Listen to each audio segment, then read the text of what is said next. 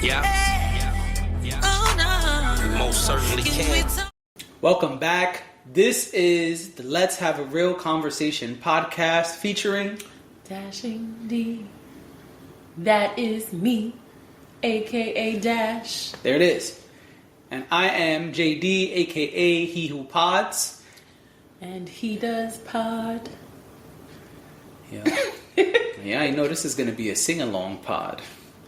So Come get your... with me and you'll see. Charlie and the Chocolate Factory. Yep. Classic. That's probably going to be the name of this episode. It's fine. Let's do it. Why not? Why not? All right. How's it going? It's going. How's life? It's good. Yeah?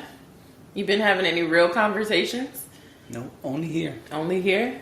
That's It's a shame. it's the only place you can have real conversations. I mean, that's true. This is the Let's Have a Real Conversation podcast. Where else would you have a real conversation? That is indeed true. Yeah. That's true. Well, okay. If that's that, if you've had no interesting conversations, then you haven't. You know what I've been hearing people talk about though? Uh-oh. What's the word, Big Bird? Anita Baker and Babyface. Oh, we starting right. We getting right to the shit. Huh? Yeah, let's just do it. Let's do it. Right out the gate. Anita Baker and Babyface. There's a lot of stuff going on. There's a lot going on there, and it's a lot. Yes. So Anita Baker sets up a tour. Yep. Now, I'm confused because I saw Anita Baker in 2019 and she said it was her last tour, but it's a woman's prerogative to change her mind. So yes, I agree. That is her right. But I am confused. I'll get more on that later because I kind of feel like all of it is a scam, but I know that we're not supposed to like talk shit on legends, but I mean, it depends on what you say. If it's within reason, if there's factual evidence, I say fuck them then. I mean, because we know that like touring makes people a lot of money. Yes, as long as they don't have a 360 deal. Sure. And I feel like Anita Baker. Anyway, we could go through the Babyface thing and then I'll say what I think. It'll probably make more sense at that point. So she sets up this tour. Her opening act, which bizarre to even hear that her opening act would be Babyface, but her opening act is Babyface. And that's where we have to pause the story. Okay. Because that is the first issue of all the issues. Okay. Because Babyface's fans were saying he was a co-headliner. Which is untrue. That they were sharing the tour. They were not. And that they were, equals. And that was one point of contention. Just because you like Babyface better than Anita Baker doesn't mean that he's the headliner or co-headliner of the tour. I just want to make that clear. And I'm not saying... And she made it clear. Well, she... She made it clear to let niggas know. She said he was... What did she... A supporting act. She didn't even say supporting act, which I think That's what she said. No, she said support act, which makes it worse because it sounds like... I think support act sounds worse. Obviously, if you read some of her tweets, they're very... She's not the most grammatically correct person. And she's not the nicest either. Because she was coming at niggas. Well, she has a history of, having some issues with some people. We don't need to get into everything. But there were even some celebrities who came out and were like, yeah, she's kind of mean. She's kind of...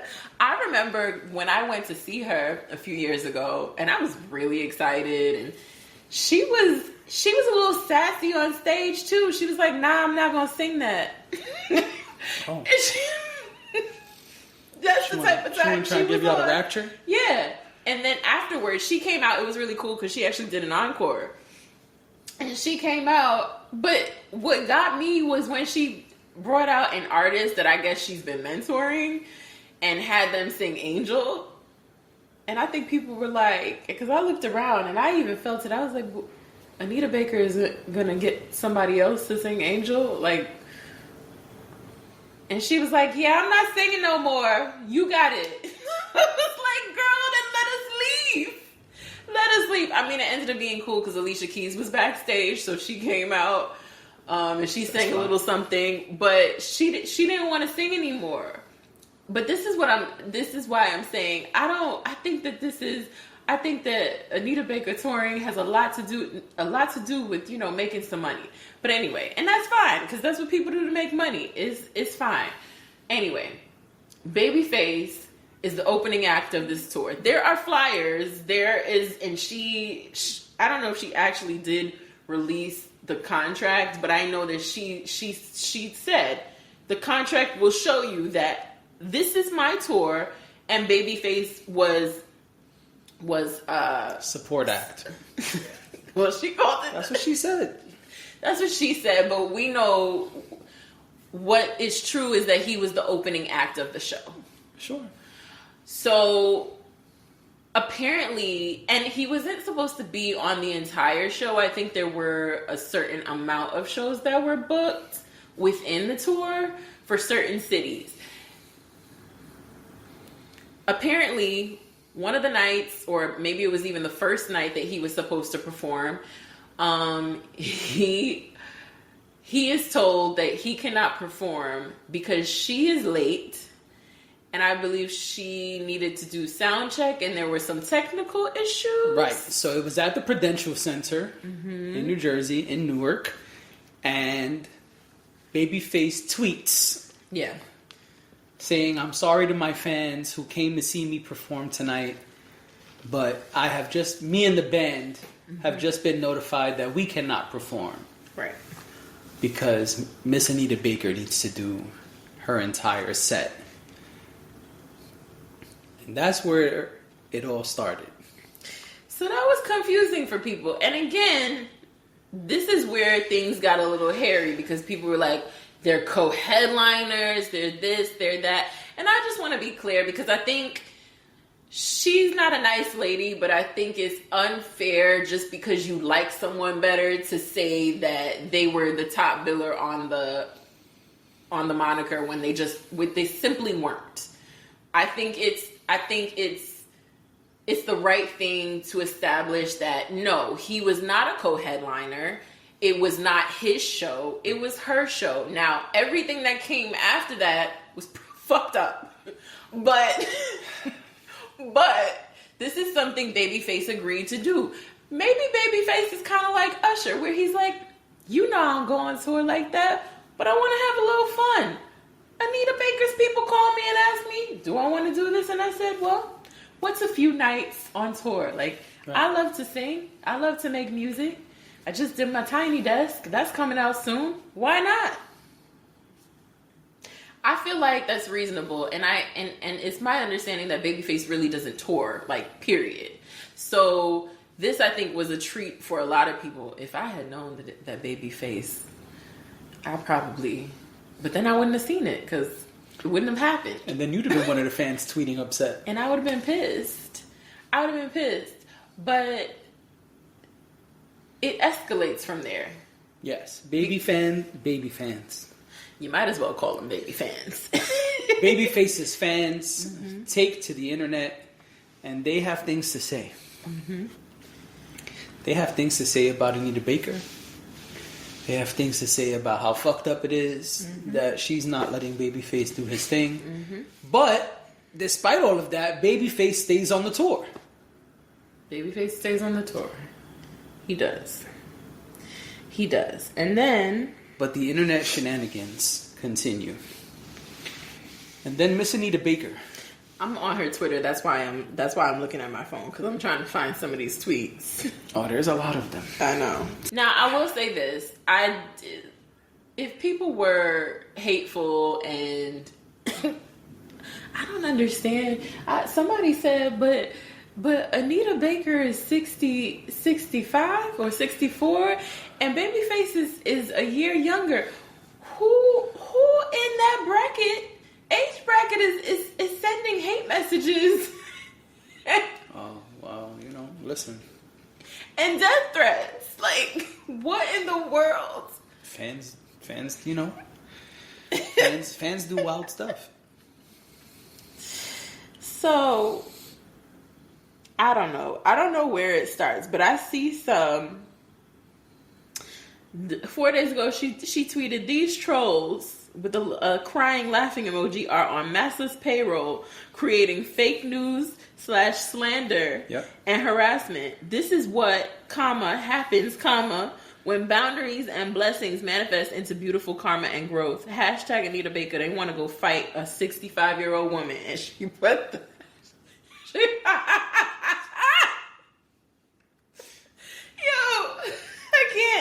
I can't. First of all, somebody needs to take Anita Baker's phone. I'll say that. That is very obvious. What else does she say? She says, "They don't comprehend that folks on my timeline actually..." Oh, and then she put a question mark. "Annie Lipsies actually know me / met me." Okay. Okay.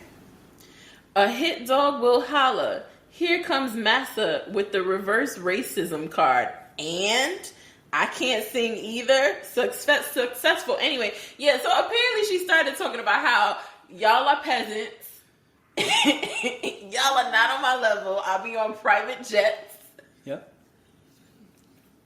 I don't fly commercial with y'all. I don't go where y'all go. So I don't ever see y'all. I don't know how y'all could say anything about me because y'all don't ever see me. Yeah.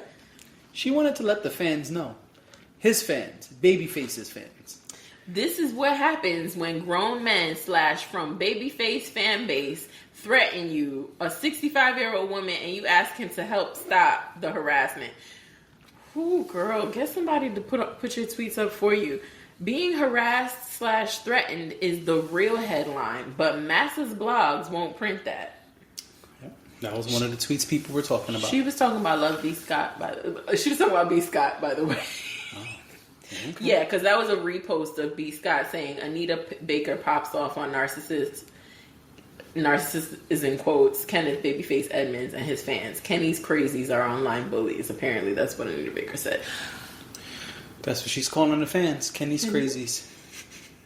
Well, I guess I'm a crazy because I love me some Babyface, and we gonna get to that in a minute. But you're not online spewing hate and slander, are you? Of course not. No, I'm just saying if that's what his fans are being called, call me crazy then.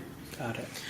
But so what do we do here? Like, well, Babyface didn't make it better. He didn't because he can't. You should look up posted what he said because he started it with the. I've been notified that me and the band cannot perform tonight. Right. That was the tweet. That was what started everything. Publicly, anyway. If they were having beef behind closed doors, we didn't know. But that's where all of this started, and that was a while. That was a couple weeks ago.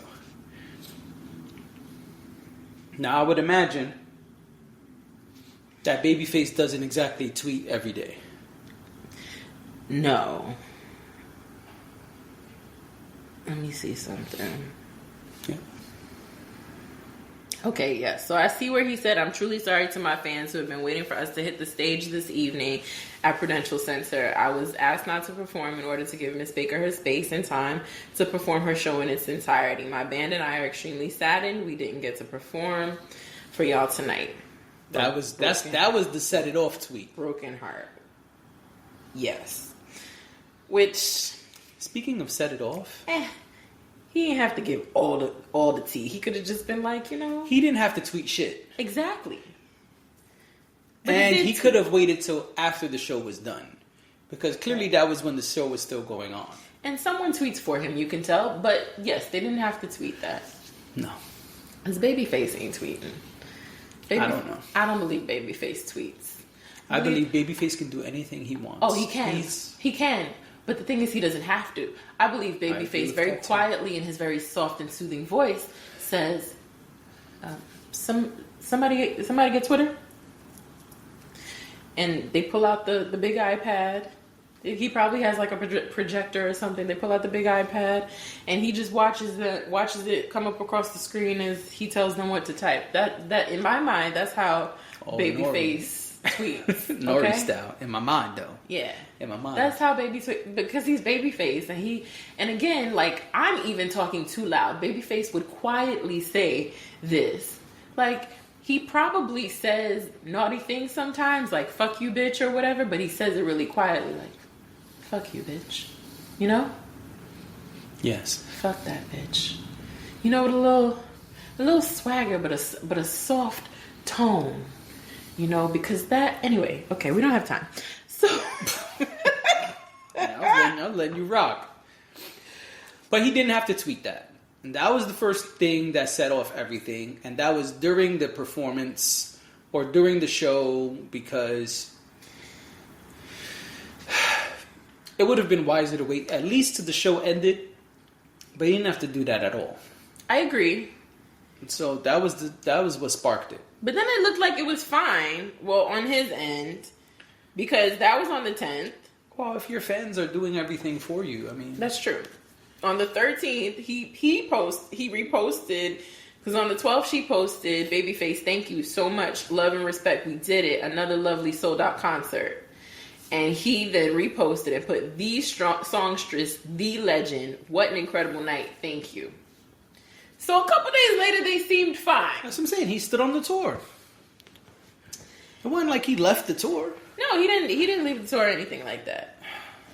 But then, 3 days ago, Babyface.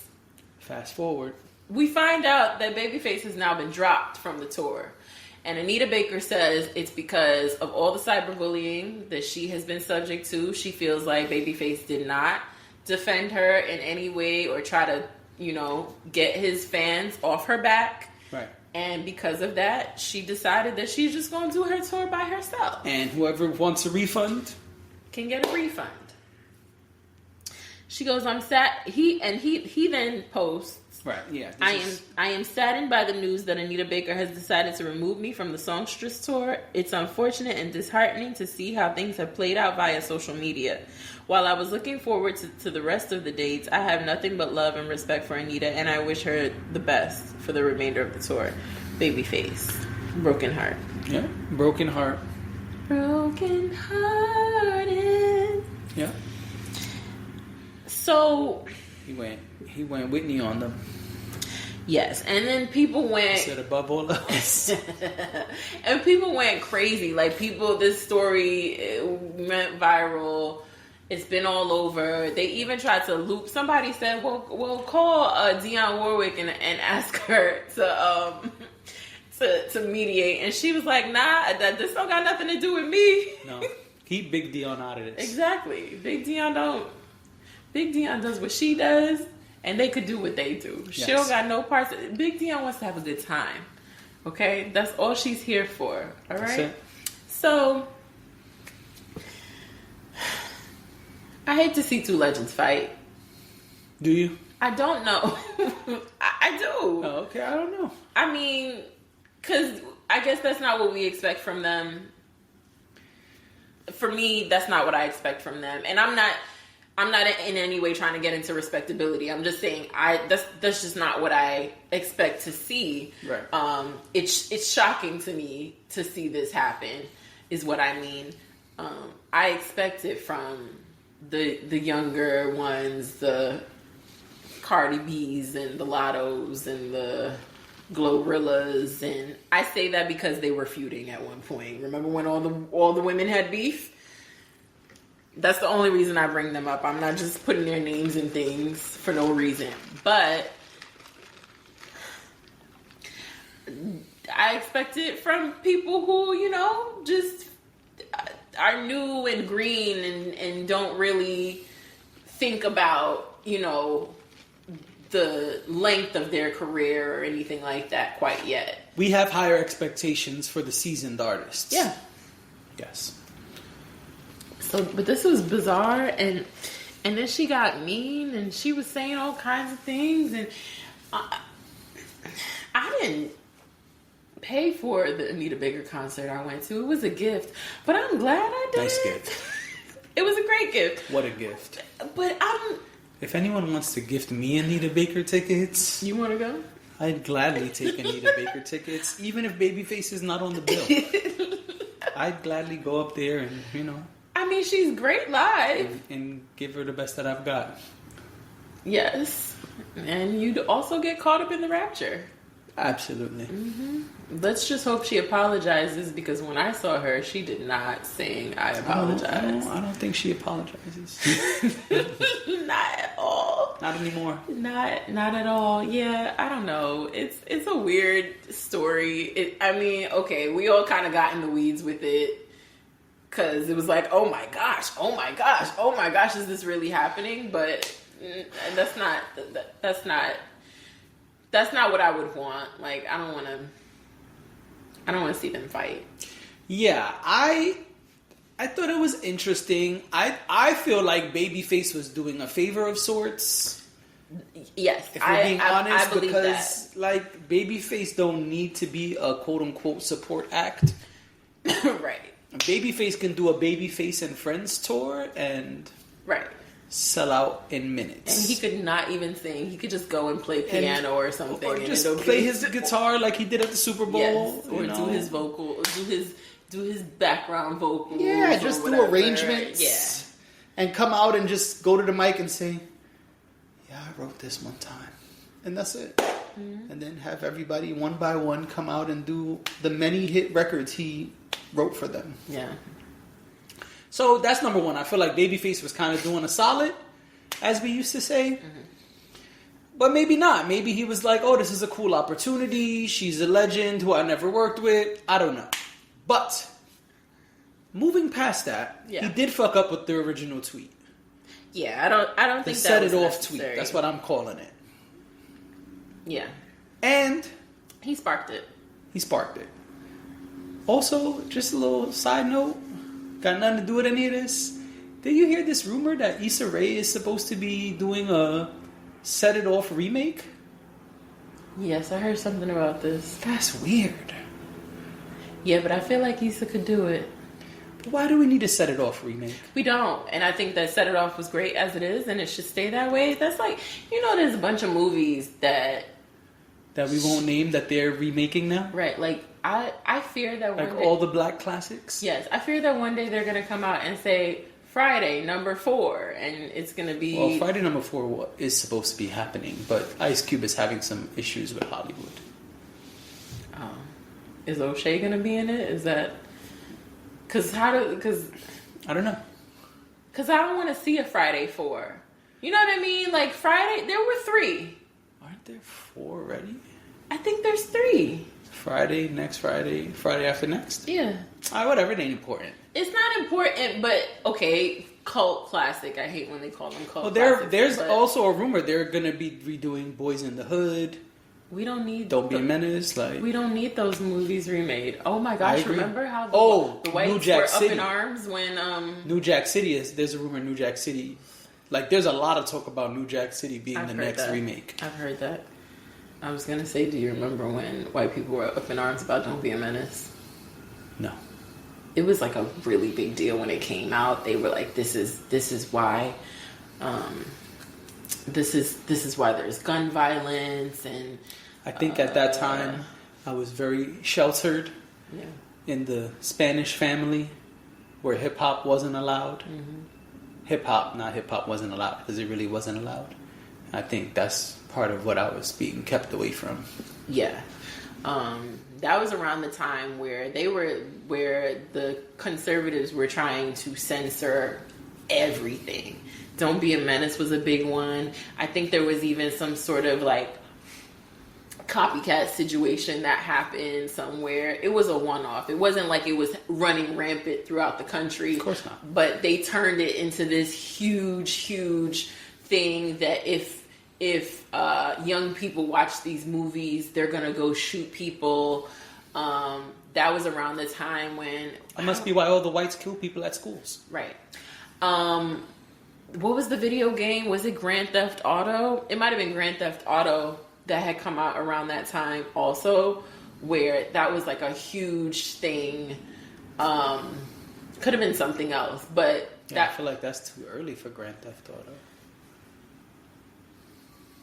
Well, maybe not around that time, but there were also video games. It was like video games. They were trying to censor the video games. I think that's how the video game ratings actually came about, because of the fact that there was all this hype around censoring things because violence was due to the media that young people were consuming.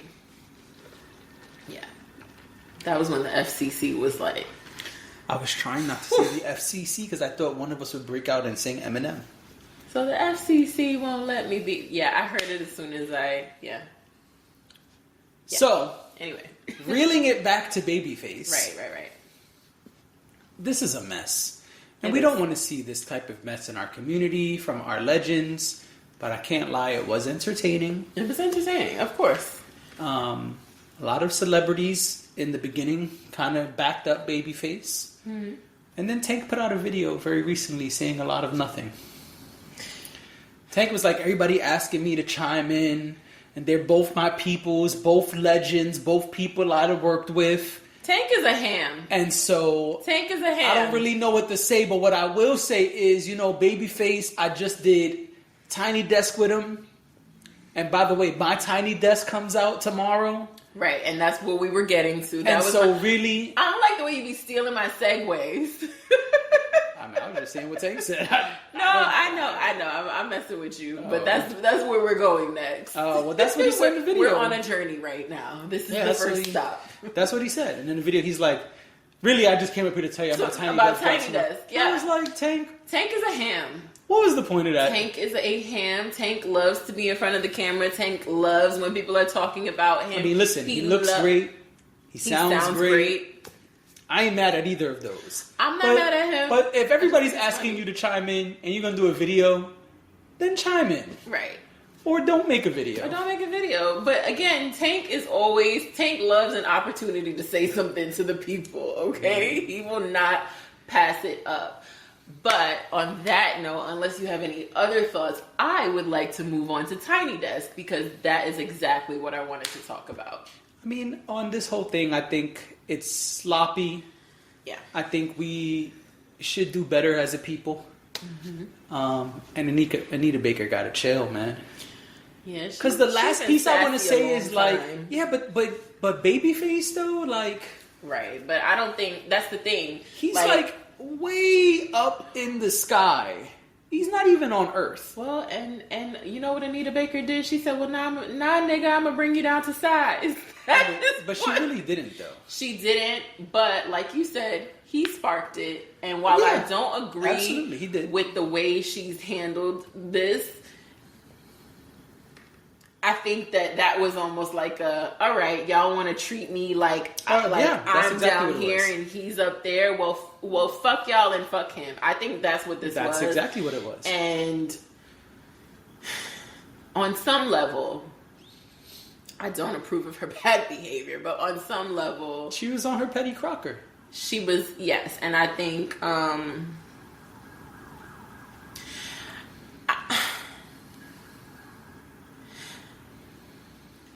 I on some level I get it. Like I get that, especially when it was your show. Right. It was your show, and then you got people coming out talking about like you're co-headlining. That would have pissed me off. Absolutely. That would have pissed me off. So I get why she was upset. I just don't agree. I don't agree. I never agree with taking things to social media for either party involved. Right. But yeah, I know she's a little sassy, and I know she gets into some things with some people. So clearly, we can see that. But Tiny Desk, right. Babyface did Tiny Desk. So instead of talking about Babyface's poor tweets, let's talk about Tiny Desk. He had an amazing group of backup singers. His backup singers. I just want to say, this is the shit I be saying. Like, that's the fly shit. Yeah. Like, that's the shit I want to see. And that's why I want to see that kind of star power. But this is why he can do this is why he can open for Anita Baker and not think anything of it, because it don't even mean shit to him. It doesn't. Shantae Moore, Tank, Avery Wilson, and Tank are your background singers to go hang out with a band at NPR and sing music. That's some legendary shit. Yes. Like, that's like Incredible. Michael Jordan just being like, I'm gonna pick my basketball team. All right, let me get you and you. Come on. Yeah. Niggas is like, all right, Jordan, no LeBron, problem. All right. with KD. Come on. You know, the whole list, right? I love Babyface. I love Babyface. I know I talk about Usher all the time, but I'm also, somebody told me he's a baby of Babyface. But I was just about to say, somebody told me I'm a decadesist.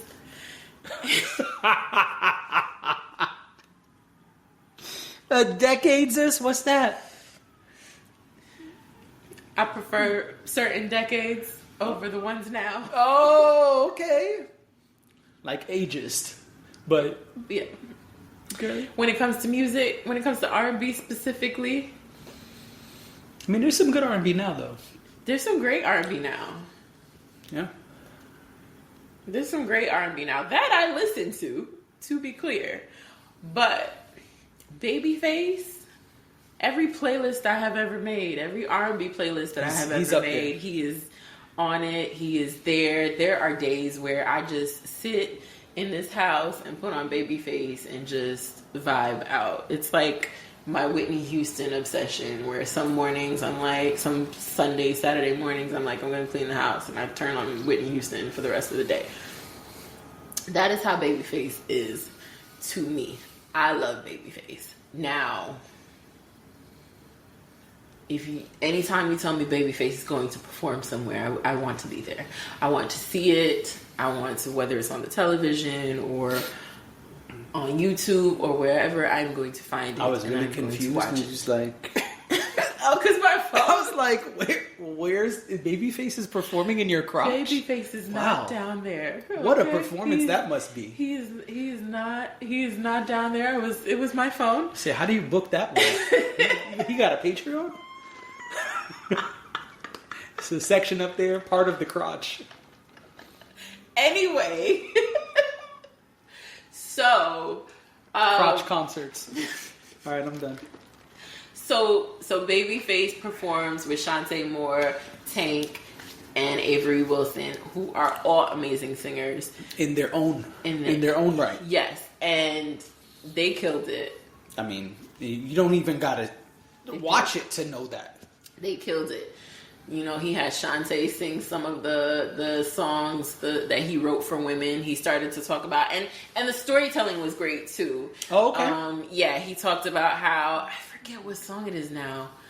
The first song that she sang, he said it was after he did that song was when women started coming to him and asking him to write songs for them, because he said for a while, you know, it was just just dudes. It was just guys, and then he wrote this one song. I can't remember the song right now, but it's a popular song that we all know. I mean, it would have to be. Yeah, and he was like, after that, they started coming.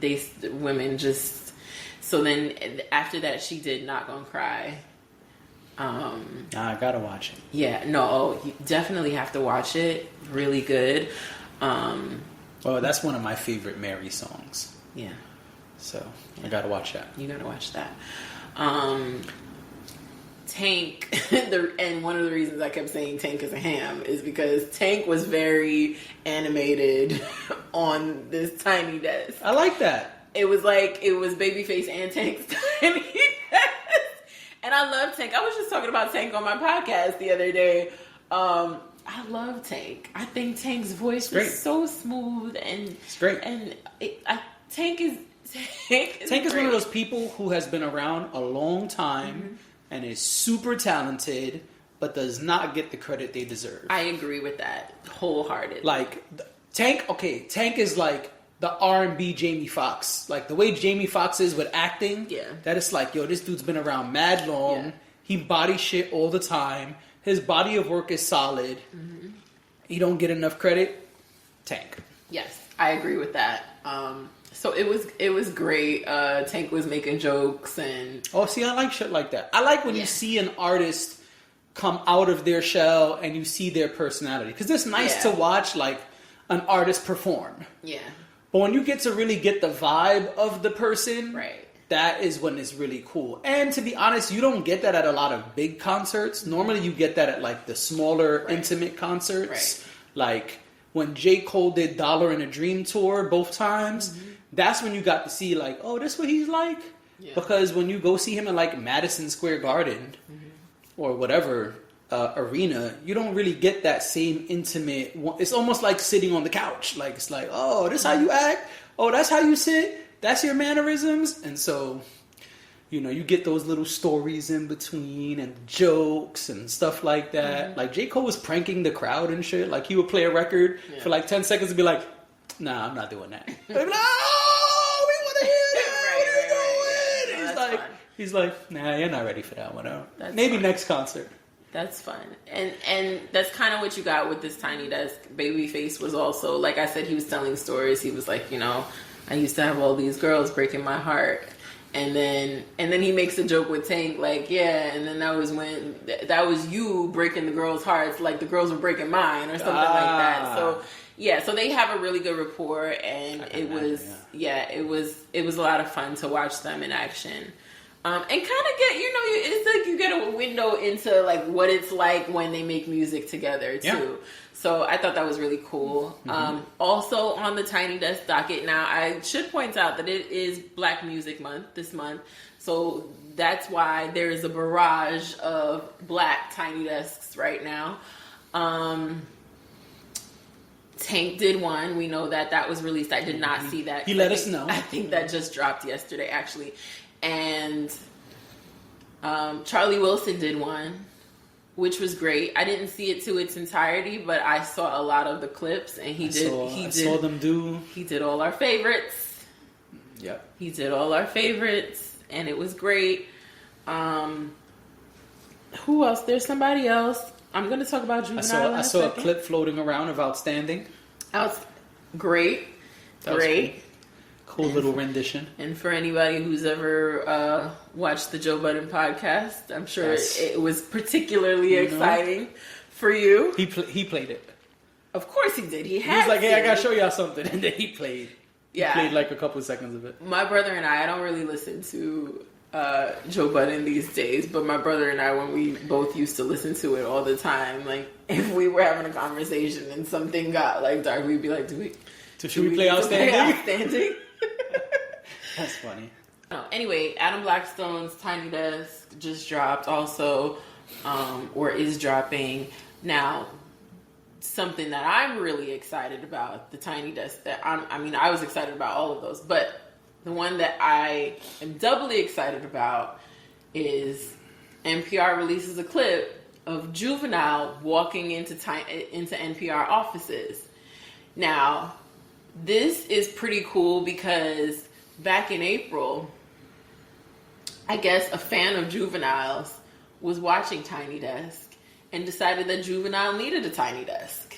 And tweeted and said, but when is Juvenile going to get a Tiny Desk? And at him.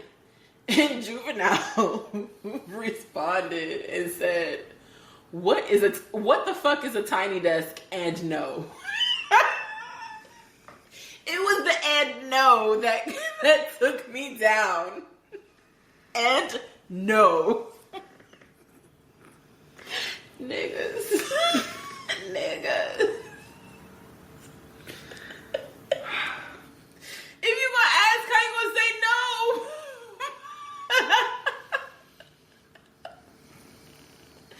In any event, I got no words. In any event, his fans see his response. They try to explain it to him. Now he understands what Tiny Desk is. He responds and says, well, okay. He's like, now that I understand what it is, you know, if 10,000 people like this tweet, all right. We'll see. Maybe I'd consider doing it or something like that, he said. And sure enough, they made it happen. NPR and Juvenile are now collaborating, and Juvenile will have his tiny desk. We are going to be doing it for the 99s and the 2000s to a live band.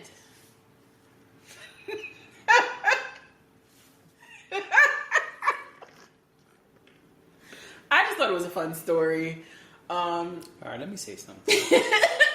I have been seeing people very excited about this fucking Juvenile tiny desk, and I didn't know there was a story. Yeah. And when you told me pre-pod, yo, there's a story, and it's really interesting, that's why I got excited and was like, oh, don't even tell me.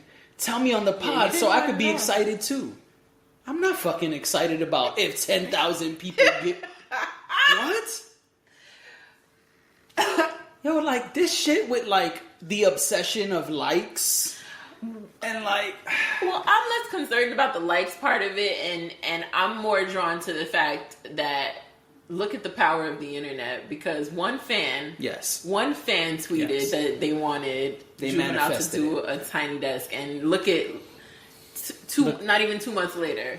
Lovely. He was walking into NPR offices. That part is beautiful. Desk. I agree with that part. So that, I don't care about that the like nonsense, but I thought it was a cool story. I thought it was a cool story for his fans, not necessarily for the way he went about it, but I think it's a pretty fun story. Shit like that made me be like, fuck that whole shit. Like, right, because that many people already said, hey, Juvenile, this is what Tiny Desk is. You didn't need the 10,000 likes. Like, come on, my nigga, stop it.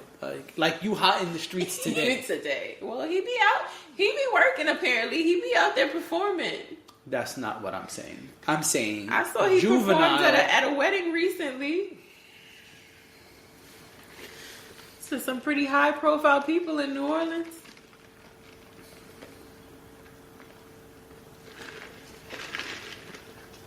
Moving right along. Girl, you're working with some ass, yeah. Some ass, yeah. What's next? That should be the title of the pod, girl. You're working with some ass, yeah. That is not how we name our pods. Okay? Oh my gosh. All right. That is not how we name our podcast. Girl, you're working with some ass, yeah. Some ass, yeah. Okay. I don't even know if that's really... This motherfucker got some nerve. Okay? I'm not staying quiet. Fuck this shit.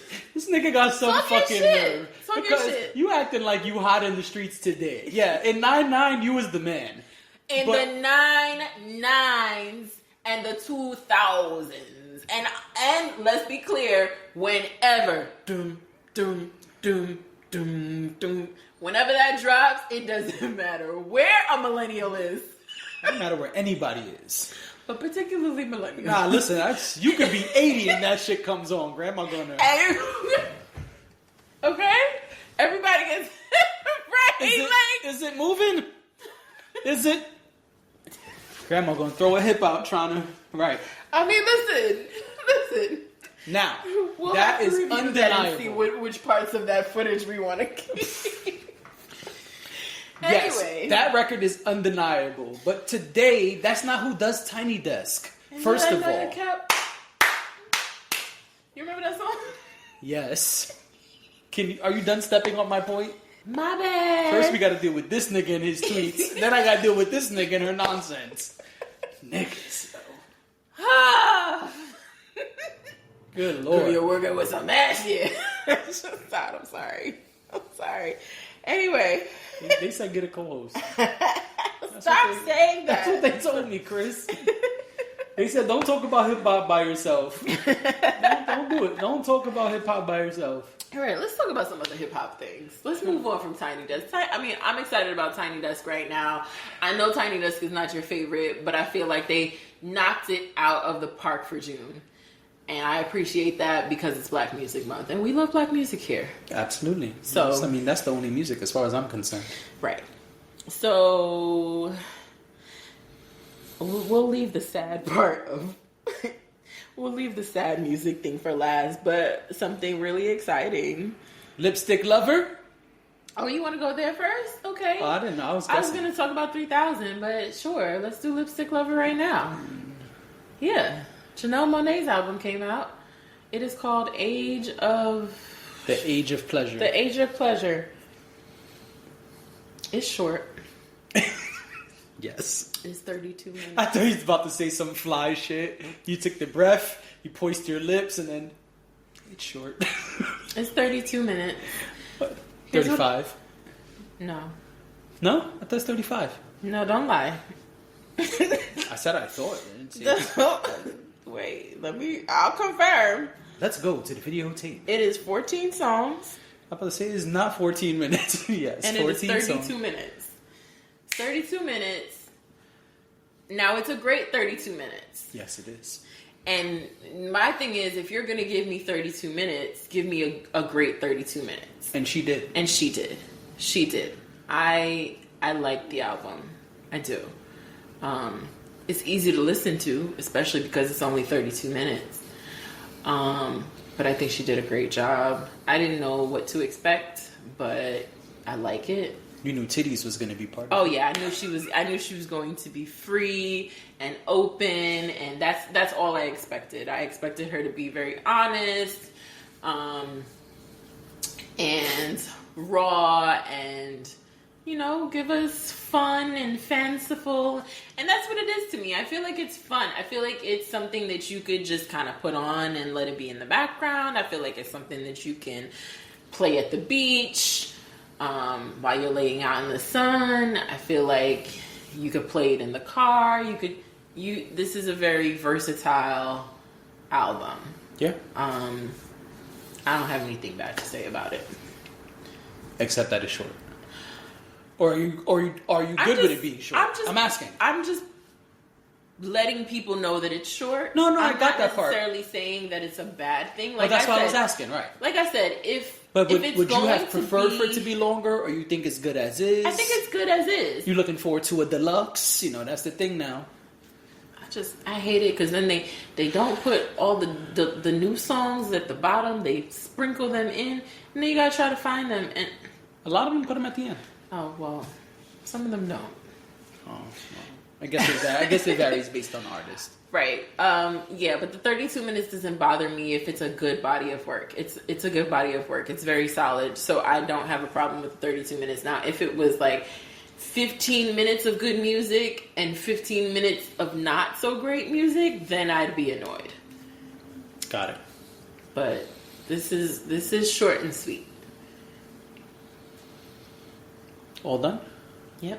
Oh, okay. I thought more was coming out. No. I didn't want to jump on your. No, if I think of something, I'll let you know. You'll cut me off. Yep. Niggas, yo. I gotta find a song title with niggas in it for this episode. Chris, put that in the notes. Niggas. Chris, and thank you for the coffee. Oh yeah, thanks, Chris. I hope Duncan saw our post. Okay.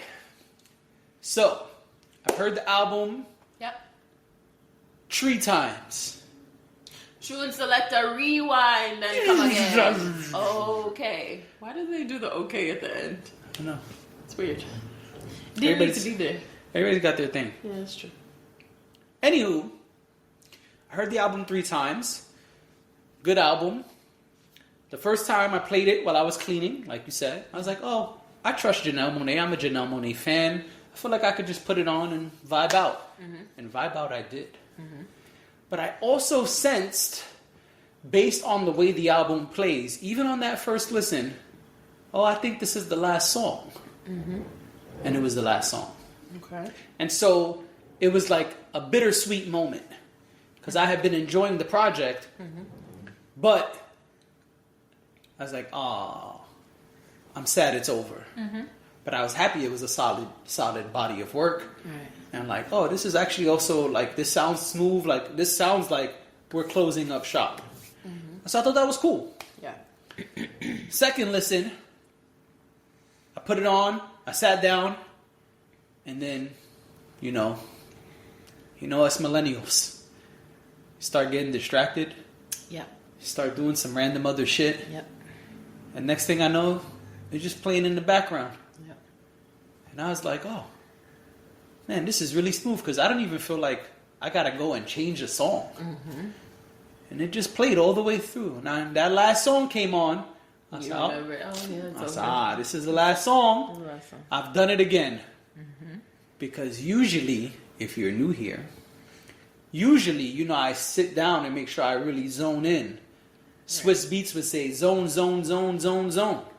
Right. I really zone in and try to listen to find like the intricate things you may have missed, subliminal things you may have missed, that little noise in the beat that you didn't catch the first time. Mm-hmm. Like, oh, there was a boop right there. Who knew that?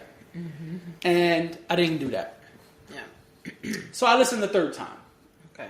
And I'll be honest, I'm going to keep listening because it's a great project. Yeah. It's very smooth. Even the like little skits or interludes, they play a key part of the project. Mm-hmm. As a Janelle Monae fan, I'm very happy. I like this better than her last project, which I can't remember the name of. So sorry, y'all. But isn't it like Electric something? I don't think so. Oh. No, I don't think so. I could be wrong though. It was something lady, no? That's it right there. Dirty Computer? Oh, look at that. We're all wrong. Yes. I mean, I was closer. All right. Electric. We were both thinking of the same album, though, because the album before was Electric Lady. Well, that's what I'm saying. I knew... All right. Well, anyway. Yes, Electric Lady is her first... What people think is her first project. Because that was her first commercial project. What's really interesting about Janelle Monae is a great artist who flies under the radar. Mm-hmm. Much like a Tank, who we were just discussing. She's not someone like Usher or Chris Brown or Beyonce who's like always in the front of everything when they come out. Like, you don't see her doing a ton of press. You don't see like tons and tons of shows. You don't see all of this coverage, like the big press run. You know what I mean? Like the huge rollout. Not for her music. That's what I'm talking about. Yeah, I'm talking about the music. Because I'm thinking you see her a lot actually in terms of the Hollywood stuff she does. Right, but she's very visible. But I'm talking about the music stuff. Yeah, and she's always been that way until the Hollywood stuff started in the last couple years. Yeah, and she's excelled at that. She's a great actress. She did an amazing job in Glass Onion. And I'm very happy to see that. She was in Hidden Figures. They're saying they don't know if she's going to come back to Glass Onion. I didn't read the story, but I saw that she may not return. She doesn't have to return. The story ended. Right, but they're doing a part 2 or 3 or whatever it is. And they were saying they don't think she's going to return, but I'm not really sure why. Maybe because she wants to have her titties out and they won't let her. Maybe, and that's fine. You know, I say free to nipple. Anyway, let them fly. Let them fly. Red Bull gives you wings. No, I will not co-sign that one. I've never had Red Bull, so I don't even. Got it. I don't know how true that is. Well, Janelle Monae is a great artist who I was saying kind of flies under the radar. Mm-hmm. She has exceptional music. She is, how I want to word this. She is loved by the legends. Mm-hmm. Prince showed her a lot of love. They have a record together. Prince was basically her mentor. That's what I was going to say next. Yep. She also has music with Erykah Badu. I don't know what my mouth was trying to say right there. Yeah, Erykah Badu. Mm-hmm. She's worked with tons of legends. And she's just great. But until recently, her music kind of like didn't get a ton of radio play. Didn't get a lot of press. Like, you didn't see a big rollout. And so when you realize that she's a bad boy artist, it's really interesting because, one, she's a successful bad boy artist. And after the year 2000, you don't see too many of those. Yeah. She's been on Bad Boy for years, and you've never heard anything about Bad Contracts, Beef with Puff. And so it's really interesting because you don't hear any of that. You don't see any of that. You also don't see her with Puff. And so it's really, really interesting that she's still there. When the rollout for this project started, all the nudity, Lipstick Lover. I was like, oh, this might be like a new label, different handlers. Maybe she's independent. No, she's still in the Bad Boy. Still on Bad Boy. Yeah, and doing great. Good for her. And doing great. And so I think this is not only a great project, but a great pivot for her publicly. Yeah. Because she's no longer flying under the radar. Yeah. When you take the things that she's been doing in Hollywood and all the freedom and nudity that's going on now, she's got the press runs. She's on the front page. She's all over the internet getting reposted. And she's dancing she's on being the table spoken about at the what was it, the Grammy after party? She was on the bar. Oscars after party, dancing on top of the bar in her underwear, in a bikini. I thought that was hilarious. I know people felt very offended by it, and I was just like, girl. Well, and then that's the thing. So she's got this strong... If that's your party trick and that's your body, do what you do. I was about to start singing something we can't sing anymore. Nope. From that guy. Nope. Anyway, my point is, this pivot is great. Yeah. But if you know Janelle Monae and her music, this is not new. She has sexual things. She has things that challenge ideas. She has a great mix all the time of like party, conscious, pop. The reason I like Janelle Monae so much, even way before this, I've been listening to her for years. I guess since Tightrope? Yeah, since Tightrope, which was her first big single, quote unquote. She's a very balanced artist. And so I think we see this project is kind of like the wrap up of all the other projects. Okay. Because even in one of the early projects, I think it's Metropolis, you hear conversations about like robot sex on a skid and why people like robots better than humans. And it's like all of this like futuristic freedom concepts. Yeah. And she constantly does things in her music that challenge your thought process, the status quo, what's good, what's bad, what's acceptable, what's not. Even the song with Erykah Badu, she's talking about like one of the reasons we're fly, we being the ladies that she's representing, are because like we could be in a fly, expensive dress while we're eating chicken bones and throwing them on the floor. That's like one of the lyrics. Yeah. And so I think this is the graduation of that. I think this album is Janelle Monae fully free and fully like, I just don't give a fuck. And so, like she says on the opening song, it's like, oh, I had several epiphanies and now I realized like, one, I'm being too hard on myself, and two, fuck y'all. Yeah. And so I think it's great.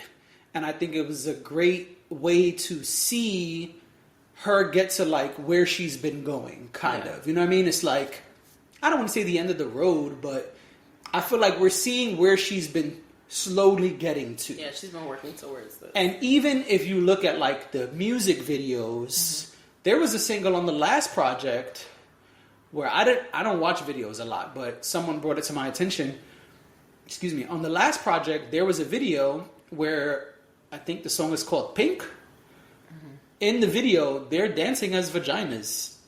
There's a group of dancers and they're like on the beach or something, and the outfits they're wearing, they're vulvas.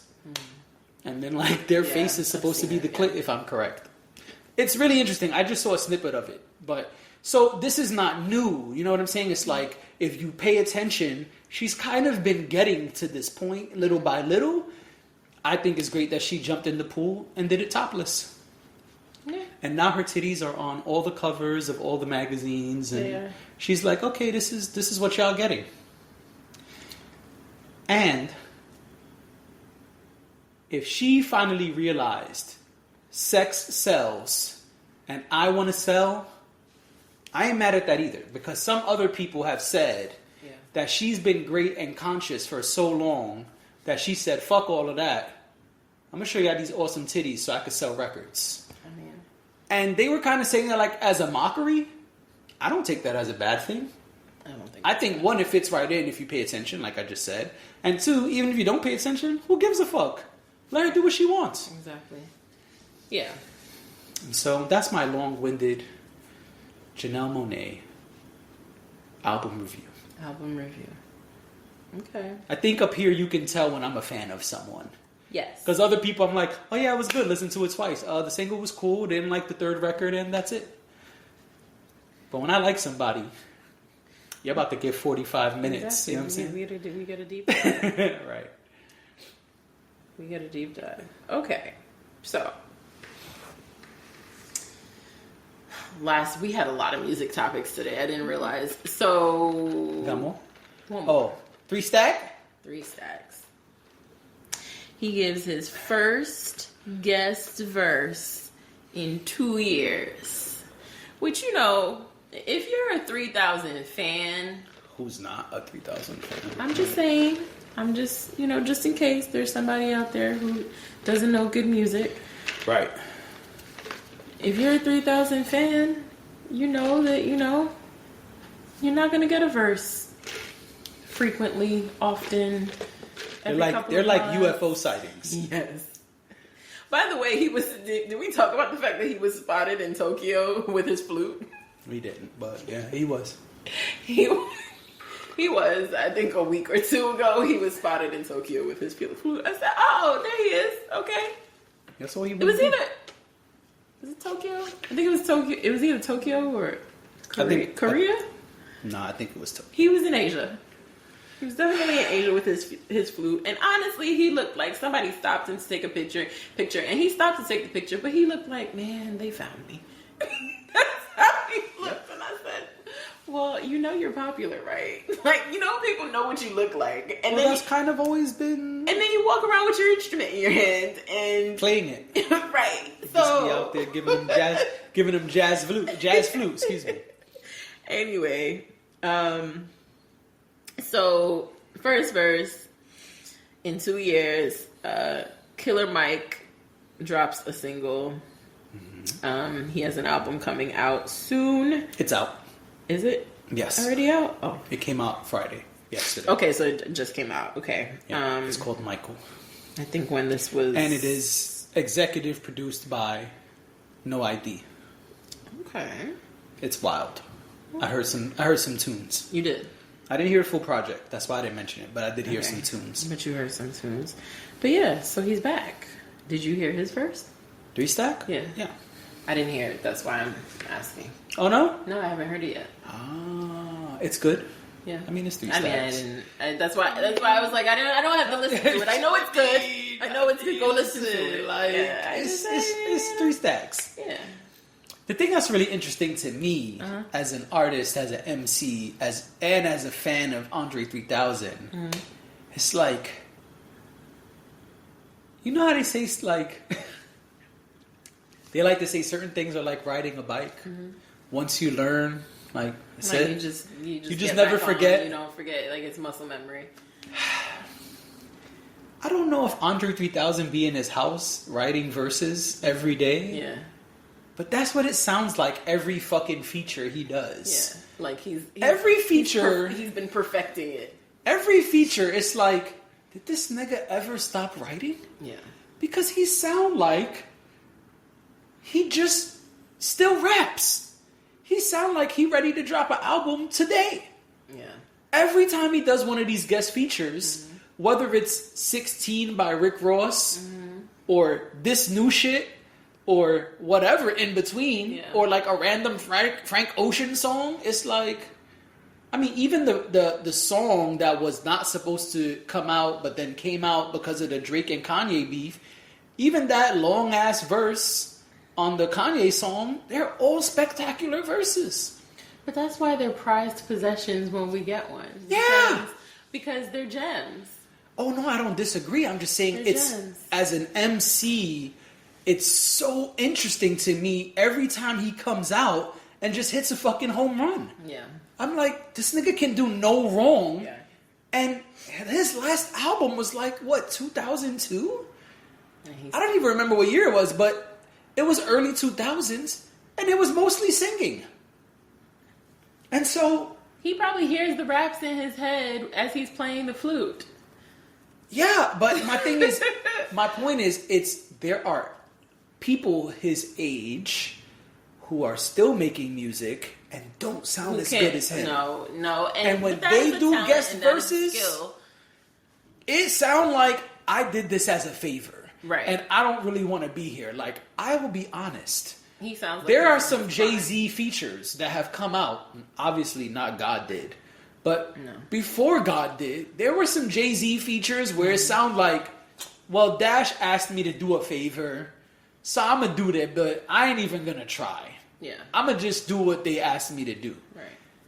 Even when he's like side by side with another legend. Mm-hmm. 3 Stacks don't do that. No, he doesn't. 3 Stacks is like, if I say yes, number one, I'm going to rap as long as I want. And it's going to be one of the best verses you've And number heard. 2, I'm going to put my foot in that record's ass. Mm-hmm. So if you're going to feel embarrassed by that, you should probably not even ask me for a verse. Right. Because those are the 2 things that are going to happen. Yeah. He's going to rap for like 5 minutes straight. And he's going to go off. And it's going to be his song. Yeah. Unless you're a singer. And then it's just like, oh, thank you, because now my shit is probably higher on the streaming charts than it's ever been. But if you're an MC or a rapper or whatever you call yourself, if you rhyme words on beats and you get a verse from 3 Stacks, those are the 2 things that are going to happen. He's going to outshine you big time, like eclipse you, and he's going to rap for like 5 fucking minutes straight. You're right. And I'm here for it every time. I'm here for it as well. I just am in awe that still today, he's amazing. It's like he never stopped. He's amazing, yeah. That's hard to do. As a person who writes raps, like sometimes when you ain't write it a minute, you be feeling like, man, my pen is dusty. What? You got some writer's block. I mean, maybe if I lick the pen a little bit, maybe that'll help. You gonna keep licking the pen? I mean, there's no pen. It's my finger. I know my fingers are clean, so I could do that. But you be feeling like, man, I don't know. Is this too basic? Should I really rhyme bike and Ike? I don't know. Not bike and Ike. Should I get a rhyming dictionary? What's going on? What did I do here? You be calling friends and shit? Yo, Dash, can I read you this rap I just wrote? I don't know if it's my best work. I mean, yeah, you right. I shouldn't have said I smacked her like Ike and then jumped on my bike. That was not good. All right. That wasn't my best work. All right. So.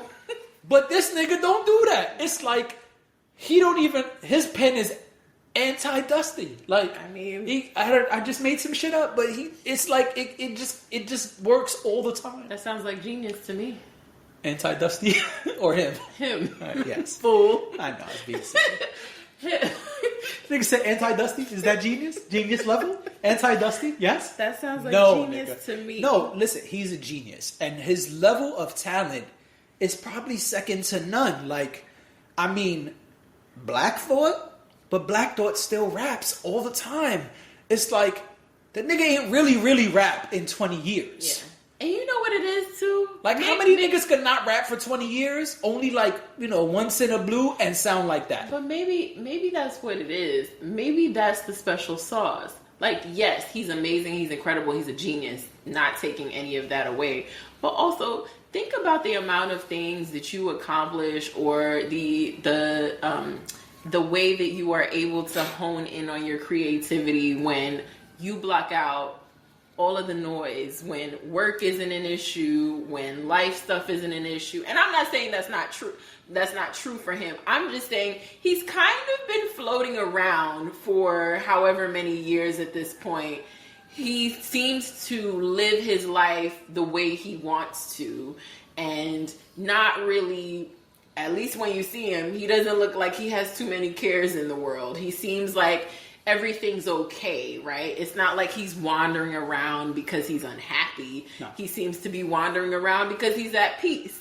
And I would argue that probably contributes to his craft. When it comes up where he needs to do a verse, his mind is probably clear, and he's probably able to just go and not really think about the amount of things that you could accomplish creatively if you don't have all that noise. But that don't mean it's going to be good. Doesn't mean it's going to be good. And like, yeah, you're right. If I didn't have a job, I probably could write 10 albums and 10 books and do 22 podcasts. that don't mean them shits won't But that's why I'm saying it's also his talent and his skill and his genius. I'm not negating that at all, but I'm saying combine that with being able to float around the world. Okay, yes. Play your flute. You know, Yes. you kind of fall under the radar unless people recognize you. You're able to just live your life and be a nomad, and there is a lot of freedom in that. Yes. And I think that contributes to the way you're able to pour into your creativity. No, that's a good point. I thought you were saying that was the reason, not that it added to the reason. No, I think it's all encompassing. I think he's a genius. I think he's a talent. I think it is undeniable that whenever he has to get in the studio, and well, these days it's not a studio, but whenever he has to put down a verse, he's able to do it effortlessly and with ease. Yes, and you might be right. Maybe he goes home every night and writes stuff down. I don't know. I would love to be able to speak to him because that's the way it sounds. Yeah, and maybe that is what he does. But because even like we spoke about Joe Budden a few minutes ago, even Joe Budden says all the time, like, if I ever write again, I gotta go to training for 6 months. He said, like, I gotta call Royce and the guys, and we gotta go to like boot camp for 6 months before anybody hears anything. Yeah, because I gotta get back in. He's saying like boxers be fight ready. He's saying like I gotta be fight ready before y'all hear something. Yeah. I'm not. He says I'm not in shape. It sounds like every time we hear 3 Stacks, he's fight ready. He's in the best shape. Yeah. And I also think like the people who they call his peers, I think they starting to go. I mean, they starting.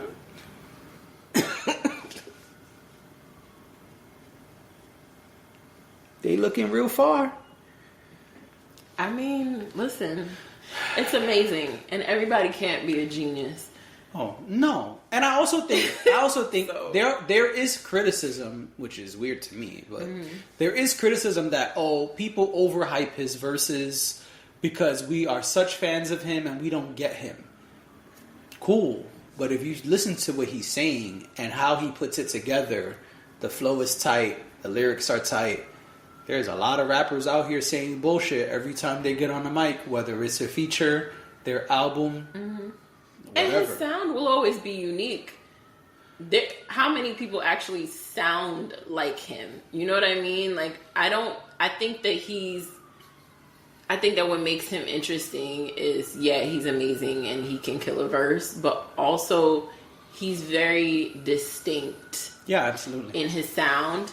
And it's one that I don't even think people really try to replicate because of the fact that it's so unique and it's so distinct. The only person that probably comes close to his sound, and I mean, I'm saying maybe, would be B.O.B. And, one, I haven't heard anything from B.O.B. in a long time. And 2, B.O.B. is good, but he's not 3 Stacks. B.O.B. is somewhere trying to figure out whether the earth is flat or not. So, shrug. He should ask 3 Stacks. Yeah. Because I'm sure from the stratosphere that 3000 is on, he can see if the planet is flat or not. Yeah, he should probably get up with him. What I do want to ask you, though, I'm kind of switching gears just a little bit here so we could, move on. Do you think this is worthy of a number 1 spot? You think that on the charts, you think that this is a song that could end up being a number 1? Because there hasn't been any hip-hop number 1s this year. I don't. Okay. But this is a really interesting thing. Billboard keeps telling us this. This is not the first time they've announced it. But people are reacting in a big way because we are now more than halfway into the year. Right. And so people are saying, whoa, hip-hop is the number 1 genre. Today,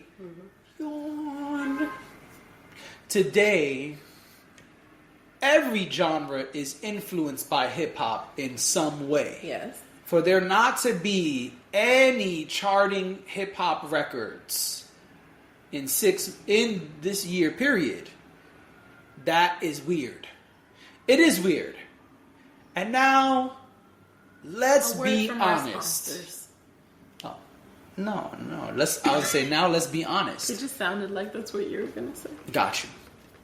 Now let's be honest. Who has dropped this year?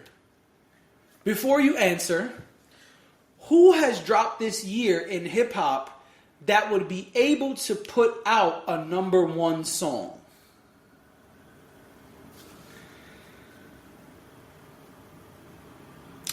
Well, I was going to ask you a question before you asked me that question.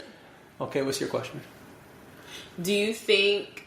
I don't know what's coming. I'm not tapped in right now, but do you think that this is a little overzealous? Do you think that maybe... Because we're now entering summer season, right? Yes. Where we should probably be getting quite a bit of music. Well, summer records would have already been out. Well, that's true. But I not, feel like... Not that you can't put out a late summer record. Right, because I'm just thinking that during this time period is when you start to hear a lot of new music. Yeah, it's almost like when you go to the store, like the big box stores, they're like a season ahead or a holiday ahead. Right. So it's kind of similar in music where like, yeah, okay, it's the middle of June. Right. We would be hearing some summer records. But yes, it is very possible that we will have late summer records, quote unquote. Continue. Yeah, I'm just wondering if we're just in a down period in terms of hip hop, and that may change over the next quarter. That's it. That's my question. I saw this and I said, okay, that is strange to me because, like you said, number one genre. It's kind of hard not to. But then I was just trying to think of what albums came out this year. That's where I was going with it. And I mean, I can also refer to our trusty little doc here because I'm trying to think of. I know we cover a lot of new music, but I can't think of anything. The easy answer to the question is that no big hip hop acts have dropped. No. I mean, I don't know who you consider a big listener, viewer. You could put it in the comments. Mm-hmm. Who do you consider a big hip hop act?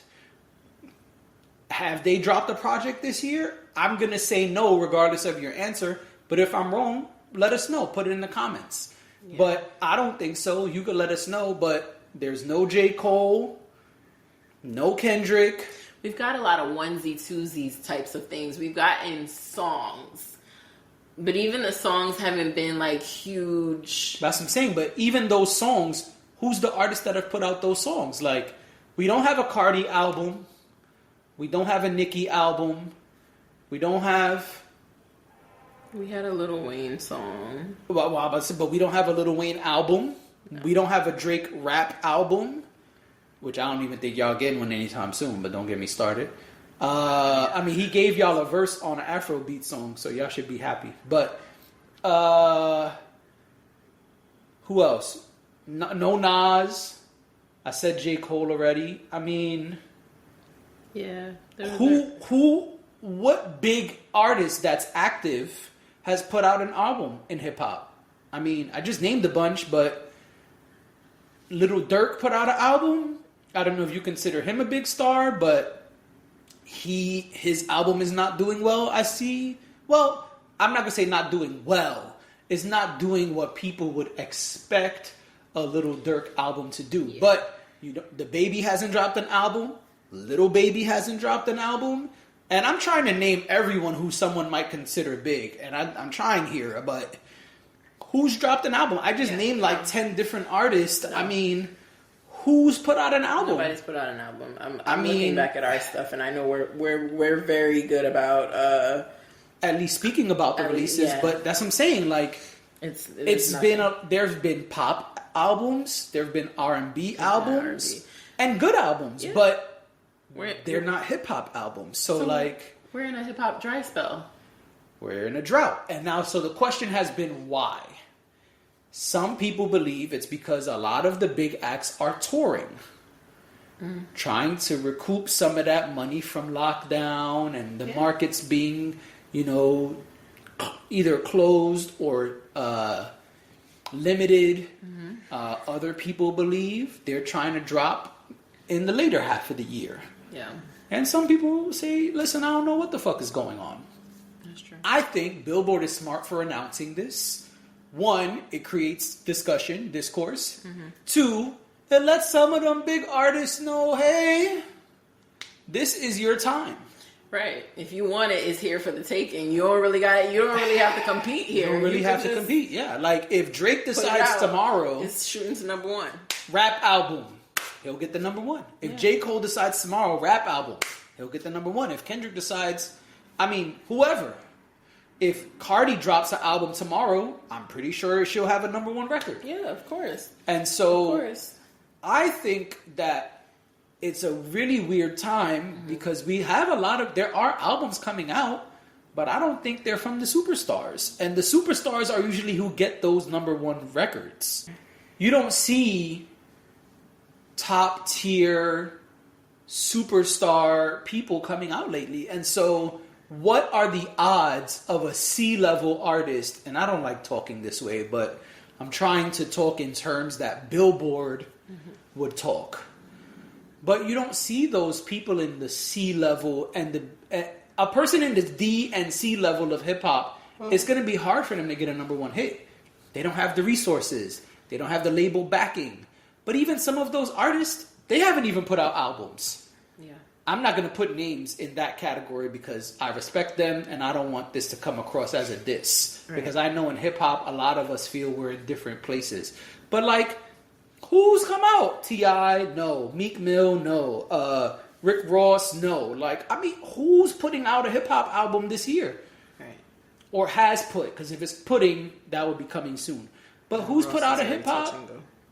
Well, Ross busy building museums and farms, and so... that's a whole nother thing. But my point is, who has put out an album to get a number 1? And getting chains from Gunplay, who also has a GoFundMe page. We'll talk about that offline. Not even going to touch that one. No. We will talk about that offline. Nope. Yeah, I don't know. Also, this very, very, very much so became a music pod today. There's a lot of shit going on. There's a lot of music stuff going on. So, let's walk away from music now. Let's get away from music a little bit. There's not a whole lot to say about this, but I think we should bring it up since we've talked about it recently. A blog. I want to say that they're called Culture Central or something like that. People are reporting. A blog reported, they reported first that Tyler Perry is in fact purchasing BET. That he won the bid. He is taking over.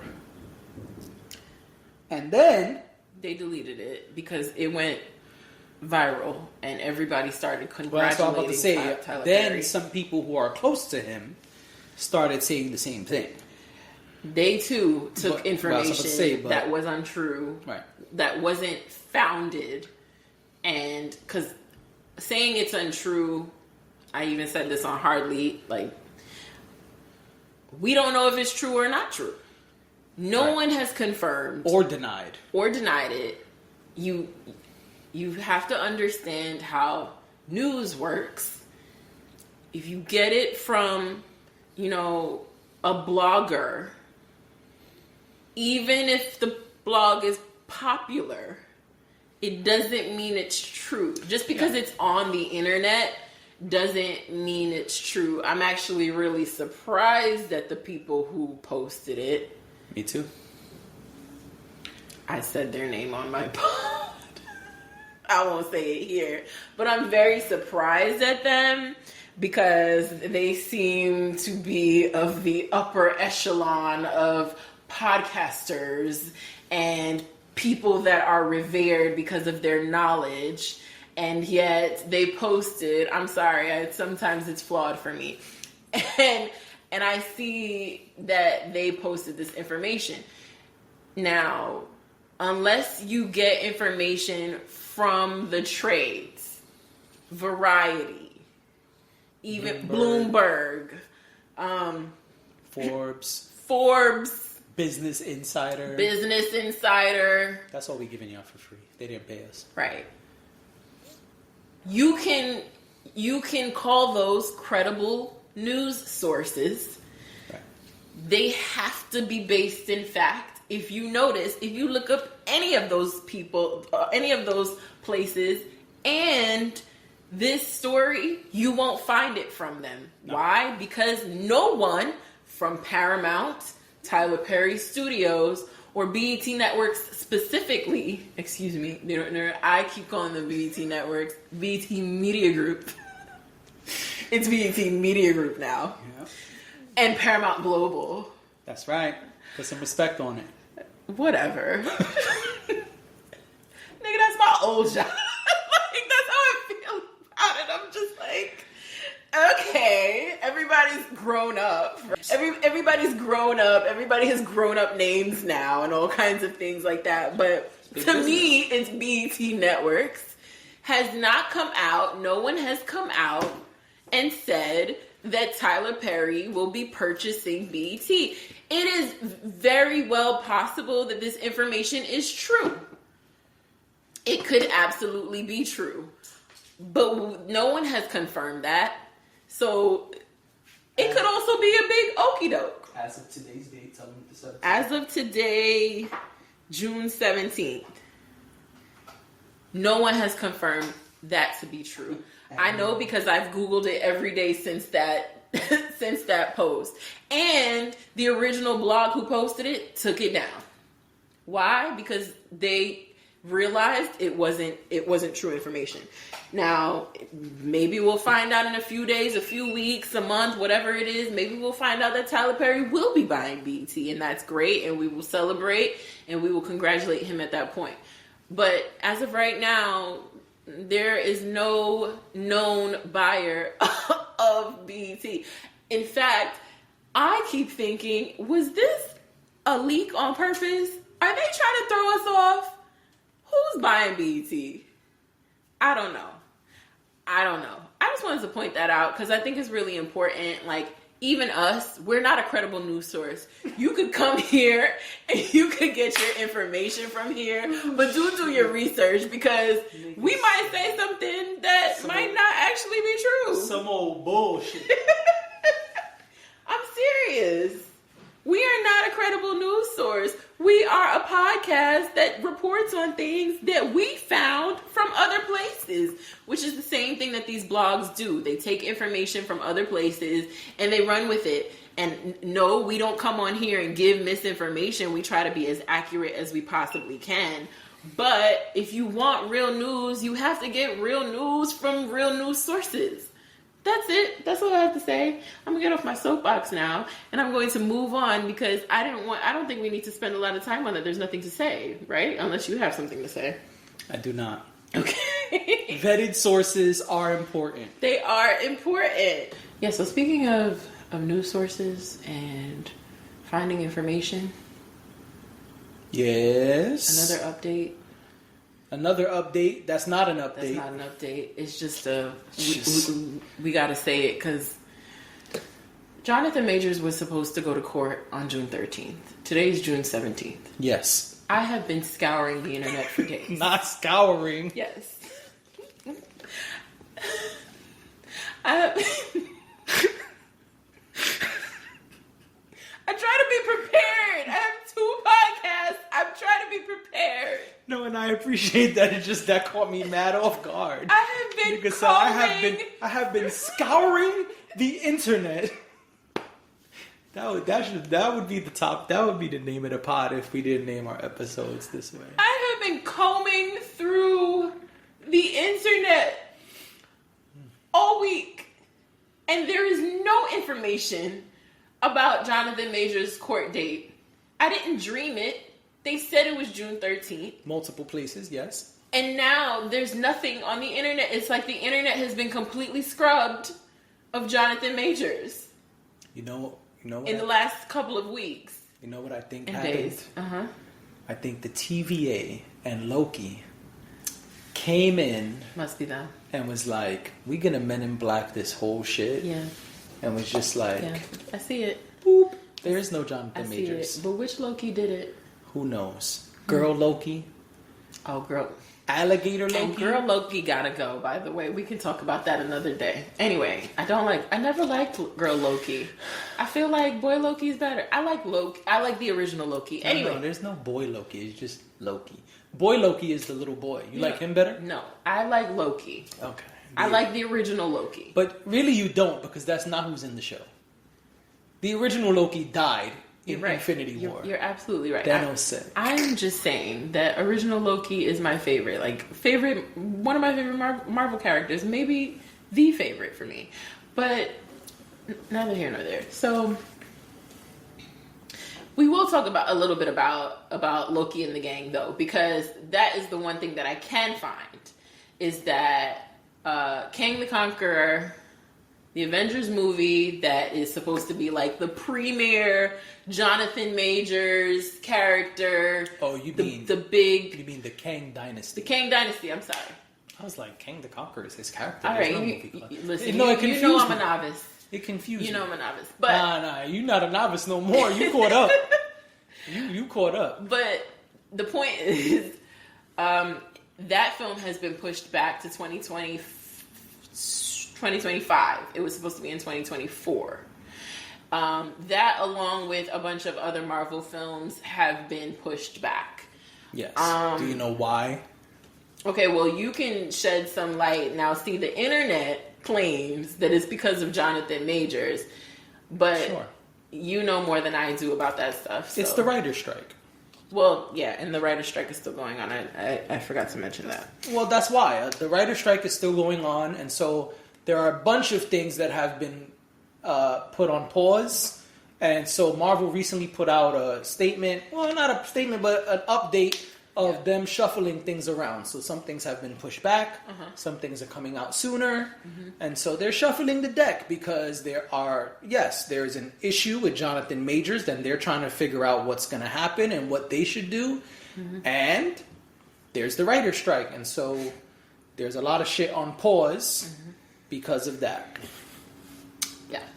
So you let the bloggers on the internet tell it, and they're like, "Oh, it's all because of Jonathan Majors." Sure, I mean that. And I'm sure that sounds good. Right. It's clickbaity, right? But there's no news. Nope. So we don't know what happened at his court date. If it even happened. If he's alive. If he's dead. Is he in another part of the multiverse? No. He's alive and with Megan Good now. Phooey. You say that, but that was really all I could find when I looked him up was pictures of them at lunch. So that's great. Yeah, I saw the picture of them holding hands or whatever. Who gives a fuck? I said, "Oh, okay, all right, well, there." But I just wanted to point out he is alive, and we do know where he is. So anyway, he's doing crotch concerts. Anyway, also wanted to point out while we're talking about movies, there's going to be a James Baldwin biopic. What's wrong with that? What's the matter? After he shot somebody? James Baldwin? Oh, I'm thinking Alec Baldwin. I'm sorry. My bad. Not a black one. My bad. Oh my God. Gotta keep that. Black. This is a clip. Chris, clip this shit right here. All right, just in case you guys are confused. Clip me fucking up because that was great. Just in case you guys. James Baldwin. Oh, what a mistake. My God. James. Oh my gosh, he died the year we were born. Yes. That's so sad. James Baldwin was an American writer. Activist. An activist. Yes. Legend. Yes. Okay. All of the above. I just wanted to make sure. His final resting place is in Westchester, New York. I didn't know that. Me either. It's really interesting. Anyway, the point is. So there's a biopic coming. There's a biopic coming. Okay. We know Jonathan Majors will not be playing James Baldwin. No, but you know who will? Billy Porter. Who's Billy Porter? Pose. You know Billy Porter. Billy Porter is always on the red carpet with the huge dresses. You think I know who's on the red carpet in dresses? You're gonna do this right now? Um, You know Billy Porter. We've talked about Billy Porter before. Who that? What your name is? And in fact, Joe Budden talks about Billy Porter a lot. Because he's always like, oh, he'd be on the red carpet killing it. Shrug.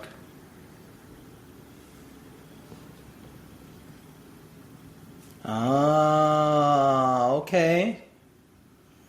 Billy Porter on why he wore a gown, not a tuxedo. That's irrelevant. Got it. Yes, I do know Billy Porter. Right. I say all the time, I am terrible with actors and actresses' names. Right. And I've never seen Pose. So Great when you show. said Pose, I'm like, all right. Great show. I mean, he's done other things too, but Now that I was see his him, big, yes, he has been in other things. So he's going to play James Baldwin. I don't know any That's other interesting. information other than he is the person who's. I mean, that could be a game changer for him. Yes, a big. That could be huge for Billy Porter. Yes, turning point for his career. But, Yeah, and congratulations, because that's great. but yes, the black James Baldwin, not the white one, not the one who was the brother of Alec. You didn't even get the right brother. My brain was just like, that guy? Because there is a James Baldwin of the Baldwin brothers, but anyway. My brain was like, the guy who shot someone and recently got unarrested? Not unarrested. All right, I think the last thing that we have to get to is movie reviews.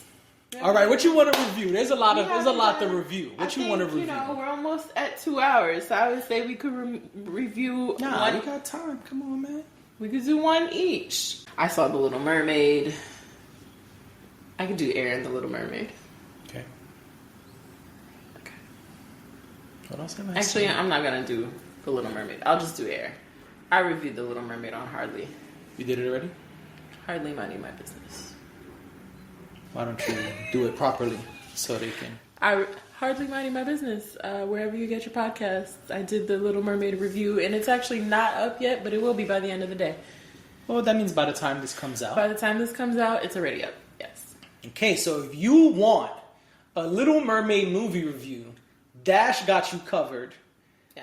Go watch her review on Hardly Minding My Business, and don't watch Dr. Umar's review. Don't, because it doesn't. His review does not make any sense. Can I just make one point? Yes. 1 point. Yes, please. One Please do. point. We got to get it out of our heads that children's movies are about race. Some of them are not. Some of them are. Some of them geographically and culturally have to be about race, right? Like it has to take race into consideration. Yes. Some of them don't. Yes. Some of them are just fantasy worlds that don't actually exist. Mermaids, just in case you're wondering, not real. Yes. Mermaids are not real. Which means that the entire story of The Little Mermaid is a fantasy. Which Yes. means if one sister is black and one is Asian and one is white, it doesn't actually matter. And in some families, in real life, That is true. there are sisters like that. Yes. But the point is, fantasy is fantasy, and let the people have their fantasy. And I know Dr. Umar said a lot of other things too that I am not going to address. My brother was telling me about it and talking about, I don't agree with him, but that shit was funny. And I was just like... It was funny because it was nonsensical. I know, and I get why people Also- laugh at this, but it also perpetuates his bullshit because people want to see it so they could laugh at it. And it helps him. It doesn't deter any attention away from him because it just gives him more traction. Yeah, but he was complaining about stuff that happened in the original cartoon movie. Like, it was a new thing they put in the new one. I have not seen the new Little Mermaid. But I saw his video because someone sent it to me. Because they thought it was hilarious. They were like, this shit is so stupid, it's funny. And so I watched it, and I did not laugh. But what I thought was really interesting was, number one, he repeats himself a lot. Number two, and he does that in other things too. Right. But I just thought that was interesting. And two, some of the things he was complaining about are identical from the cartoon movie from whatever year that came out. Yeah. And so I don't understand, why was he saying it like this is new? Did no one ever show him the Little Mermaid cartoon like 30, 40 years ago? I'm confused. While I don't completely remember the original He was talking about her completely leaving the underwater kingdom to sacrifice her gills and her fins and everything for the white man. But that's what happened in the original. That's not a new thing. That's kind of the Little Mermaid. Like, that's the point. That's what happens. That's the story. So if they did that again, why is like it's the same? It's literally, why is this like new information? That for is you? actually the plot of the movie. That's what I'm saying. He said like 5 times the entire movie, The Little Mermaid, is about a woman sacrificing herself for the white man. The entire movie of The Little Mermaid is about a black woman sacrificing herself. That's the thing, it's not about a black woman.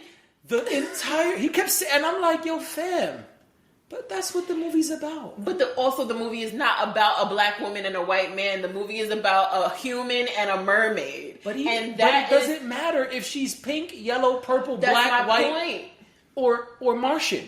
It's the same shit. But that's my point. But when you start to say it's about a white man and a black woman, no, you're right. She could be any color. He could be any color. You know why? Because the movie is about a man and a mermaid. And that's why I said, like, race for this particular story doesn't have anything to do with it. Why? Because of the fact, and that is why they were able to cast it as with a black woman, and that's why the white man's mother is black. Yes, he pointed that out. He pointed out that it doesn't make any sense that the white man's mom is black and that the mermaid's dad is white. Which, if I saw the correct trailer, he's not white. It's a Spanish guy. It's a Spanish guy. It's you know him. Yes, I do. Antonio. I don't know his name, but I know the Bardem guy. is his I last don't know name. his name, but yes, that He guy. made a great Triton. I actually really enjoyed him as King Triton. But he's not white, and so there's a lot of things here that don't even fucking matter. But my point is, he repeated 5 times the line I already said into the JD cam, and that's from the original movie. I'm so fed up with his shit.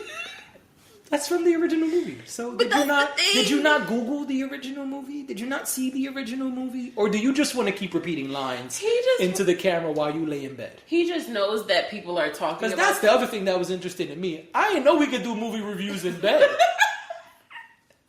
I mean, that's... With a cell phone. Like, he didn't even have, like, some shit propped up. He was just laying in bed. That sounds like a just vibe, like, though.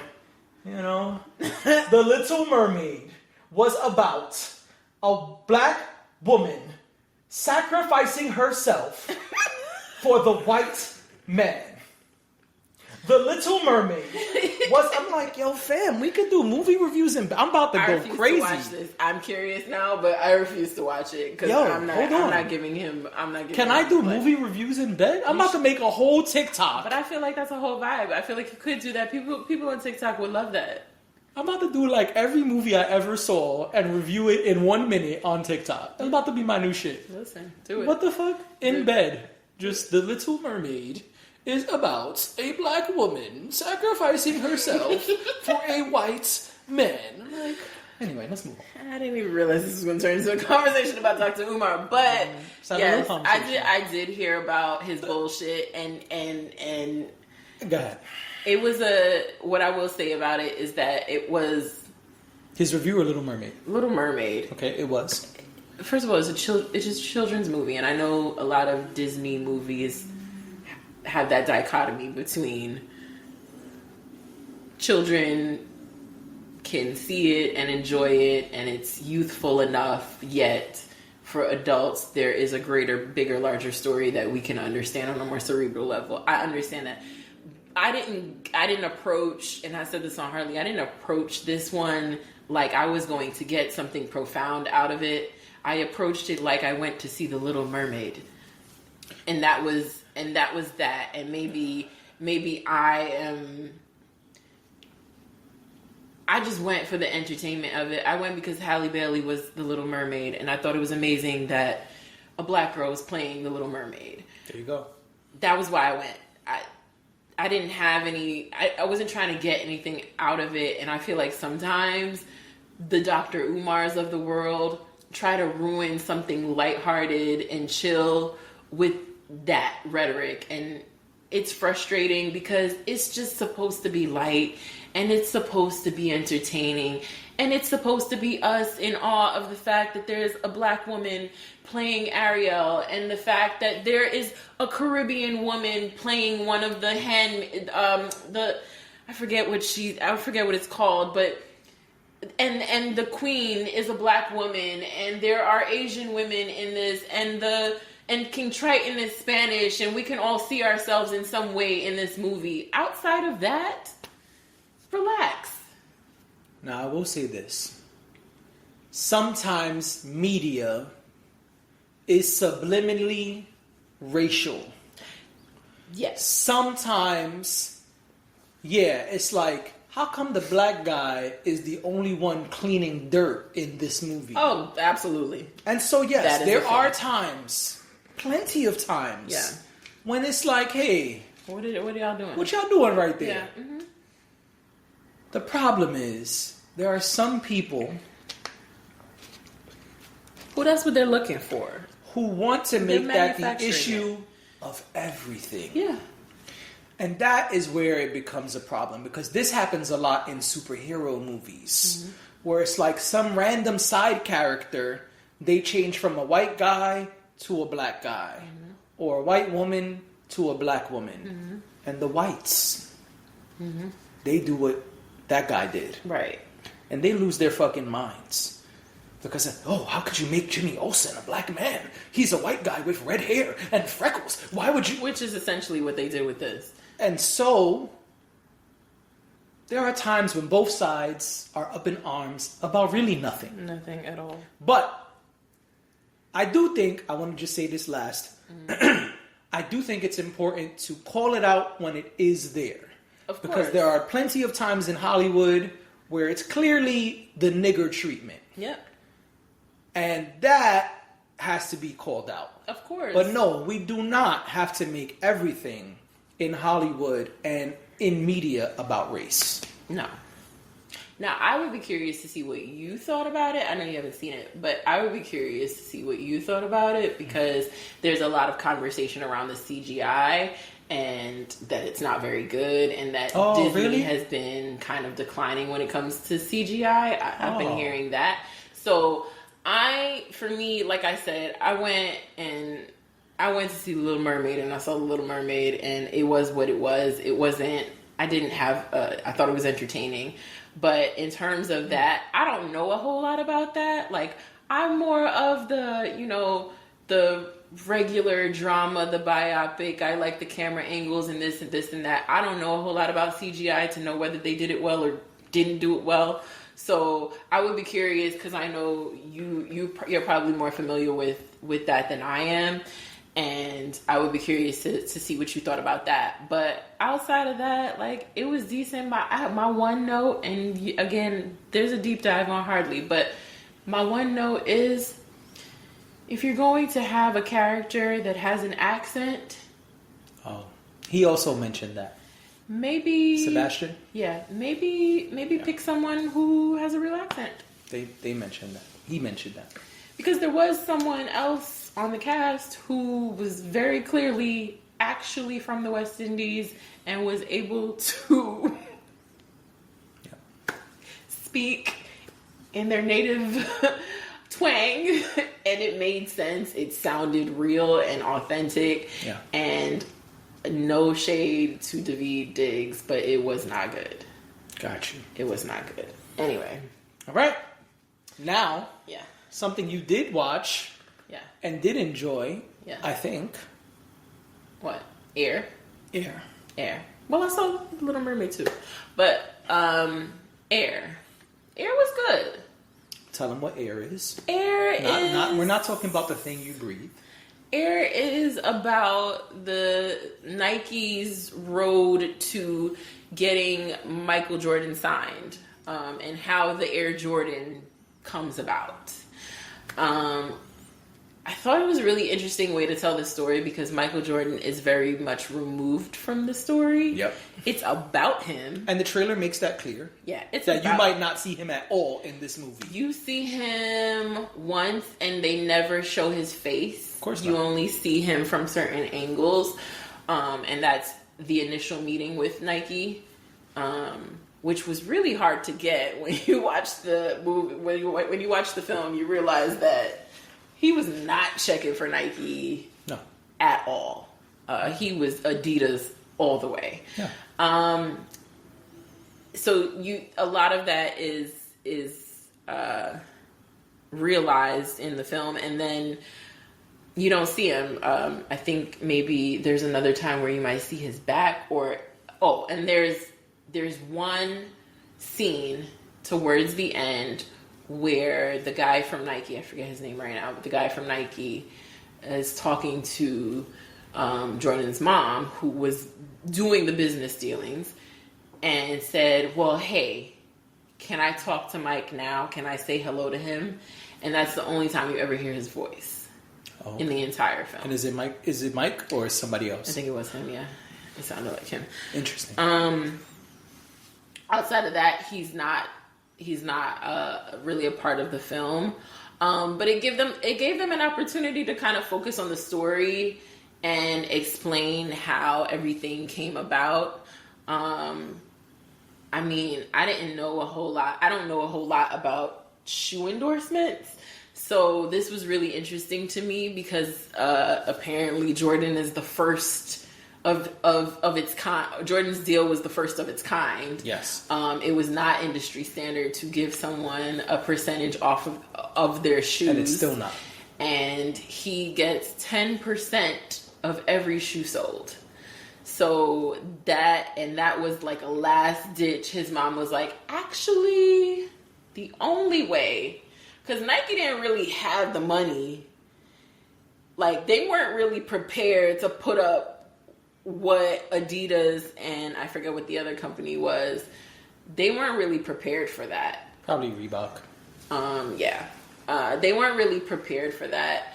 But, you know, it was the way it was sold, you know, and, you know, if you know anything about sales, a lot of sales is the way you tell the story, the way you paint the picture. And that is essentially how Nike and Jordan end up in this huge, monumental, ongoing, still very much, I'm sure in one of these shoe boxes we use to prop up our cameras probably has a pair of Jordans in them. But yeah, it was a cool film to watch. Viola Davis was great. I mean, you know, Viola Davis. She's Andre 3000. Right, exactly. Matt Damon and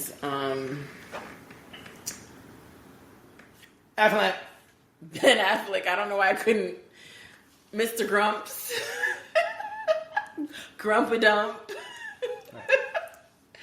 Matt Damon and Grumpadump were great. Mr. J-Lo. They did right. They did what they do.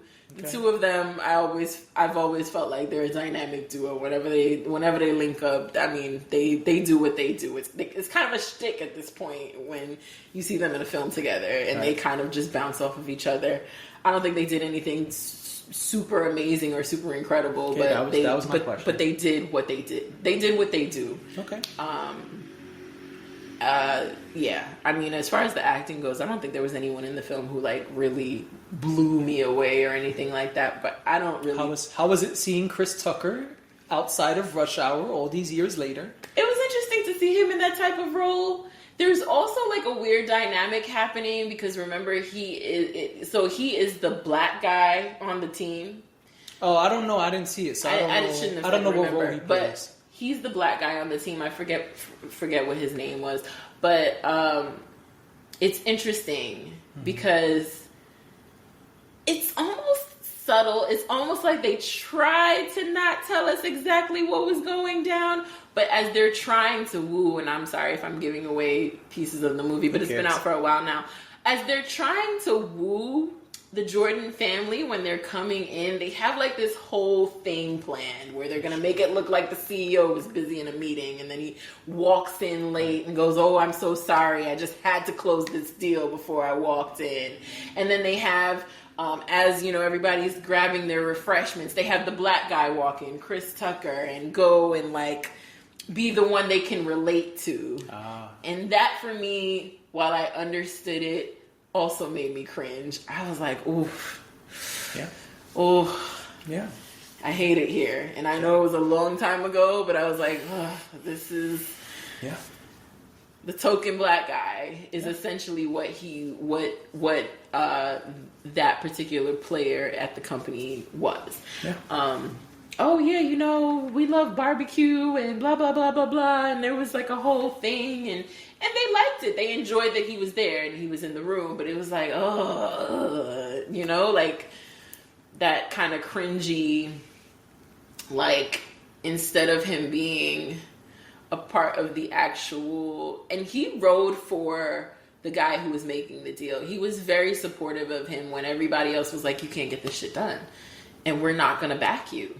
And he basically had to go off on his own and figure it out himself for a large part of the process. And that's Matt Damon's character? Yes. Okay. At some point, he's able to loop them in and say, I think we can really do this.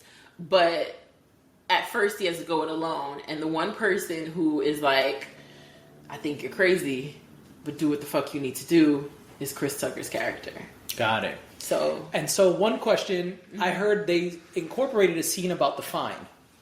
Oh yeah, I love that. Can you talk about that? Okay, so that was like my favorite because I didn't know anything about this. So as they're designing the shoe, which is the Air Jordan 1. The Air Jordan 1, which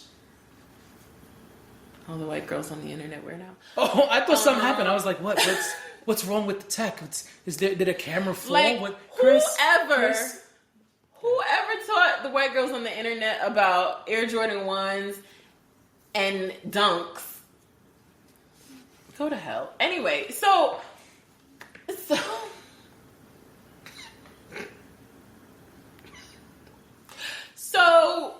it was the Air Jordan 1. They're designing it, and they're looking at it. It was the designer, Matt Damon's character, and then I forget who the Jason Bateman's character was.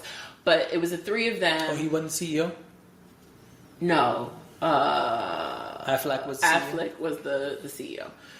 And they're in there and they're looking at the shoe. The shoe needs to be made, I think, within like 48 hours or maybe even less than that. Oh, okay. And he's like, or they had like a really short time span. Maybe I'm wrong about that timing, but he's like, well, this is the shoe. And they're like, okay, it looks cool, but it's so white. And he's like, well, there's rules in the NBA. It has to be mostly white. It has to be, I think, 51% white. Yes. And they're like, what happens if it's not 51% white? And he's like, well, then they fine you for every game that you wear it. For every game. Every single game.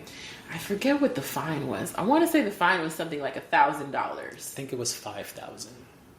Maybe it was 5,000. And they think for a second, and Matt Damon's character goes, what if we pay the fine? What if we pay the fines? Fucking crazy. And they're like, huh? And he's like, add more red to the shoe. We're going to pay the fines. And they don't have to eventually. Right. But to know, and that's why I asked you to speak about it, because that's the part that I was like... I was fascinated about I heard about that and was like, oh shit, that's wild. Because somebody was doing a review and they were talking about all this shit or whatever, but then when they got to that part, I was like, oh, they was going to pay the fine? Yeah. And apparently they did. It was for like a short time period, though. But they barely had the $250,000 to execute the deal, let alone. But Matt Damon's character, God, I need to look up his name, but the person who was running the deal was like, if this sells and he grows the way I think he's gonna grow, because what he would do is he would watch all of Jordan's old games and things like that. And one day it like came to him. That's how the whole thing starts, where he's like, he's gonna be a superstar. Like, there's no way that he doesn't rise to superstardom in the NBA. Right. And so he's like, if that's true, we'll make that money back 10 times over. Yeah, in a heartbeat. But there was no way for him to prove that. There was nothing tangible at that time for them to say that this makes sense. Right. They kind of went out on a limb. Absolutely. Because Nike could not be a company right now because of this deal. That's a fact.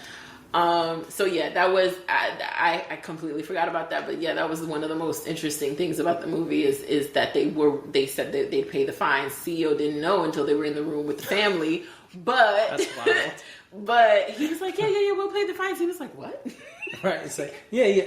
Huh? He's like, don't worry, have him, because they were like, but he can't wear a shoe like that. And he was like, no, he will wear a shoe like that. And I think that was when they were like, wow, those are Bulls colors.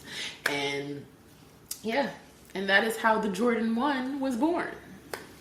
So, good. I'm glad you liked the movie. Yeah, I'm a documentary girl, so I like anything that's documentary style. I feel you on that. Yeah. Well, in that same vein, I saw the George Foreman biopic. That I want to see that. And that was really interesting. I think they did a really good job. One, the actor who played George Foreman, I gotta applaud him. He was solid in the beginning, like George was solid. Yeah. And then he was big later on, like George was big later on. Yeah. And so I think they did a really good job of interweaving life in and out the ring. Okay. Although it was mostly about him as a boxer, of course. Yeah. Things like the George Foreman grill were incorporated. My George Foreman grill is right over there. Oh, I was like, what? What's going on here? You got me again.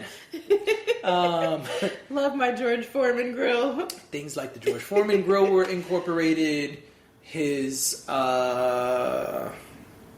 promiscuity / adultery. His relationship with Ali and how it changed. It was really, really well put together. It did drag a little bit, but I enjoyed it overall. I really wish that they had better promo for it, because I was talking to people about it and they're like, what the fuck are you talking about? What George Foreman movie? And it was really interesting to see it. And I'd watch it again. Because I too like stuff that really dives into the real life of things. And it was interesting. You saw how he gave up boxing. You know, he had the moment where he like died and came back, and he felt that was a miracle. And then he was just like, I'm just preaching now and doing my thing. And I stopped working, and he opened the youth center because, you know, people were dying in his community, and you see how much work that took, and the donations from other boxers and community members and stuff like that. And then you see the lights literally get turned off and shit. Yeah. And it's like, all right, what are we going to do to pay these bills? It's like, I only know how to do one thing besides this. Like, and so you see his life change, the way he kind of does things on his own. Even when he goes back to boxing, he's like, well, me and my wife agreed there's certain things I'm not going to do. And his trainers are like, fuck that. Kill these niggas. Yeah. He's like, nope, not doing that. They're like, yo, what are you doing? He's like, no, I told you it's different this time. They're like, nigga, you're not going to win if it's different this time. You are old and fat. And he's like, and even that, when he first tried to tell his trainer, like, yo, I'm coming back to boxing. He like, nigga, how? What you weigh right now? And he says some big ass lie. And his trainer was like, no, nigga. That's not no, possible. It's not. By the way, his trainer, I don't know if you've seen the trailer. seen the trailer, but Forrest Whitaker is his trainer. I love me some Forrest. Come Whitaker. on, listen. Forrest Whitaker. I was in there.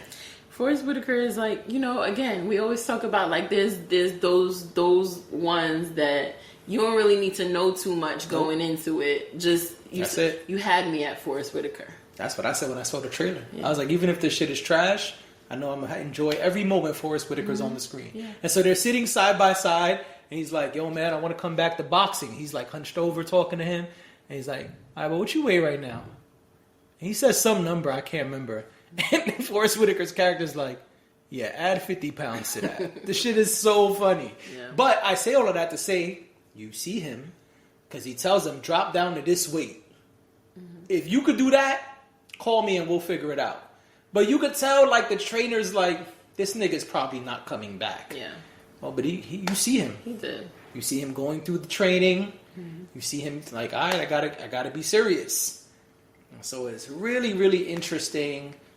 I don't really, like I said, it did drag a little bit. That was okay with me. Mm-hmm. Some of the other people in the audience, they didn't like that shit. Like, you could see them kind of getting restless and, sucking their teeth. Like, oh man, come on. Mm-hmm. But I understand with these types of films, you kind of got to give it a little bit of grace. Yeah. Because they're trying to tell a big story in a set amount of time. Yeah. Even if it's 3 hours. To cover a person's entire life in 3 hours. And it wasn't 3 hours. But I'm just saying, even if someone said, hey, you have 3 hours to cover Muhammad Ali's life. Whoa, that's a task. Mm-hmm. And so you got to be a little patient. So, like the Whitney one, or like the one about Queen, Bohemian Rhapsody, whatever. These kind of things, you got to kind of take the good with the bad. Rocket Man was another one. And it's a build-up, too. It's like, because we know how the story ends, right? For the most part, we know how the story ends when it's something about someone's life or about a group's journey or whatever it is. So you kind of need all of that stuff in between. That's the purpose of it, is to kind of fill in those blanks and show people things that they may not have known. Right. So, sometimes you gotta take the ride to get to the destination. And so I enjoyed it. But was it a 10? No, but I don't think any biopic is a 10. Like, I think there are some that are close, like Bohemian Rhapsody, like Straight Outta Compton. Those are probably the two best in music, in my opinion. Mm-hmm. But this was good. And this is not music. He's a boxer and a businessman. But this was good. I don't really have any criticism, except that it did drag a bit. And so maybe they needed to cut some parts out. But I understand the way they were trying to tell the story, why they did not cut stuff out. Yeah. And so it's really interesting seeing how he went, like, on this roller coaster ride from childhood to boxing Olympic champion. Well, he didn't win in the Olympics, but still, to being like a boxer in the Olympics, to then falling again, to then being champion, to then falling again, being a pastor. And that was like another up, but then everything crashing down, and then coming back into boxing at this old age, quote unquote, and then being champion again. Yeah. It was a good story. To me, the story matters a lot more than some of the other things. Mm-hmm. You got a good story, you can keep me interested, and I won't do that.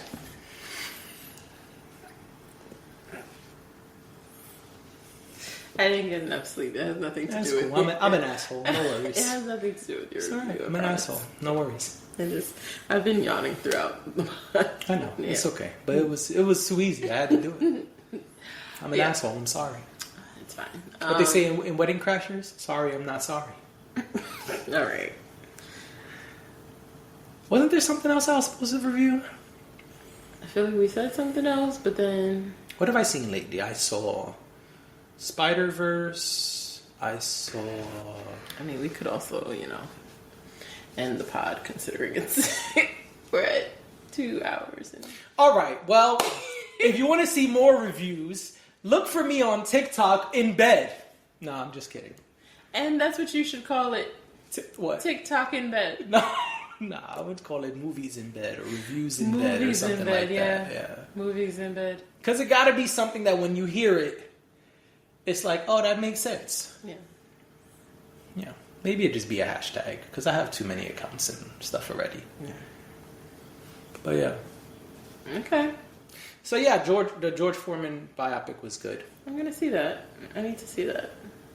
Oh, I remember the other one, but it's old, so we could talk about it whenever. Okay. There was a man called Otto, which we both saw separately and like months apart. Yeah, I just saw it a couple weeks ago. But another time. We can talk about that, yeah. Because we are ODing on time. Grossly over time. Grossly. But so what? Oh, I think he's about to say some profound shit. No, I did. So what? Alright, that's enough. I'm throwing in the towel. Ladies and gentlemen, thank you for being here. We appreciate you. We had to do it just one more time. I was saying that was last pod, nigga. What do you... I know, but whenever You can't see Sierra every podcast. You're right. I can't. Or can I? Anyway. I don't know. I lost my train of thought. Tell them goodbye. You do it. Deuces. We'll be back in 2 weeks.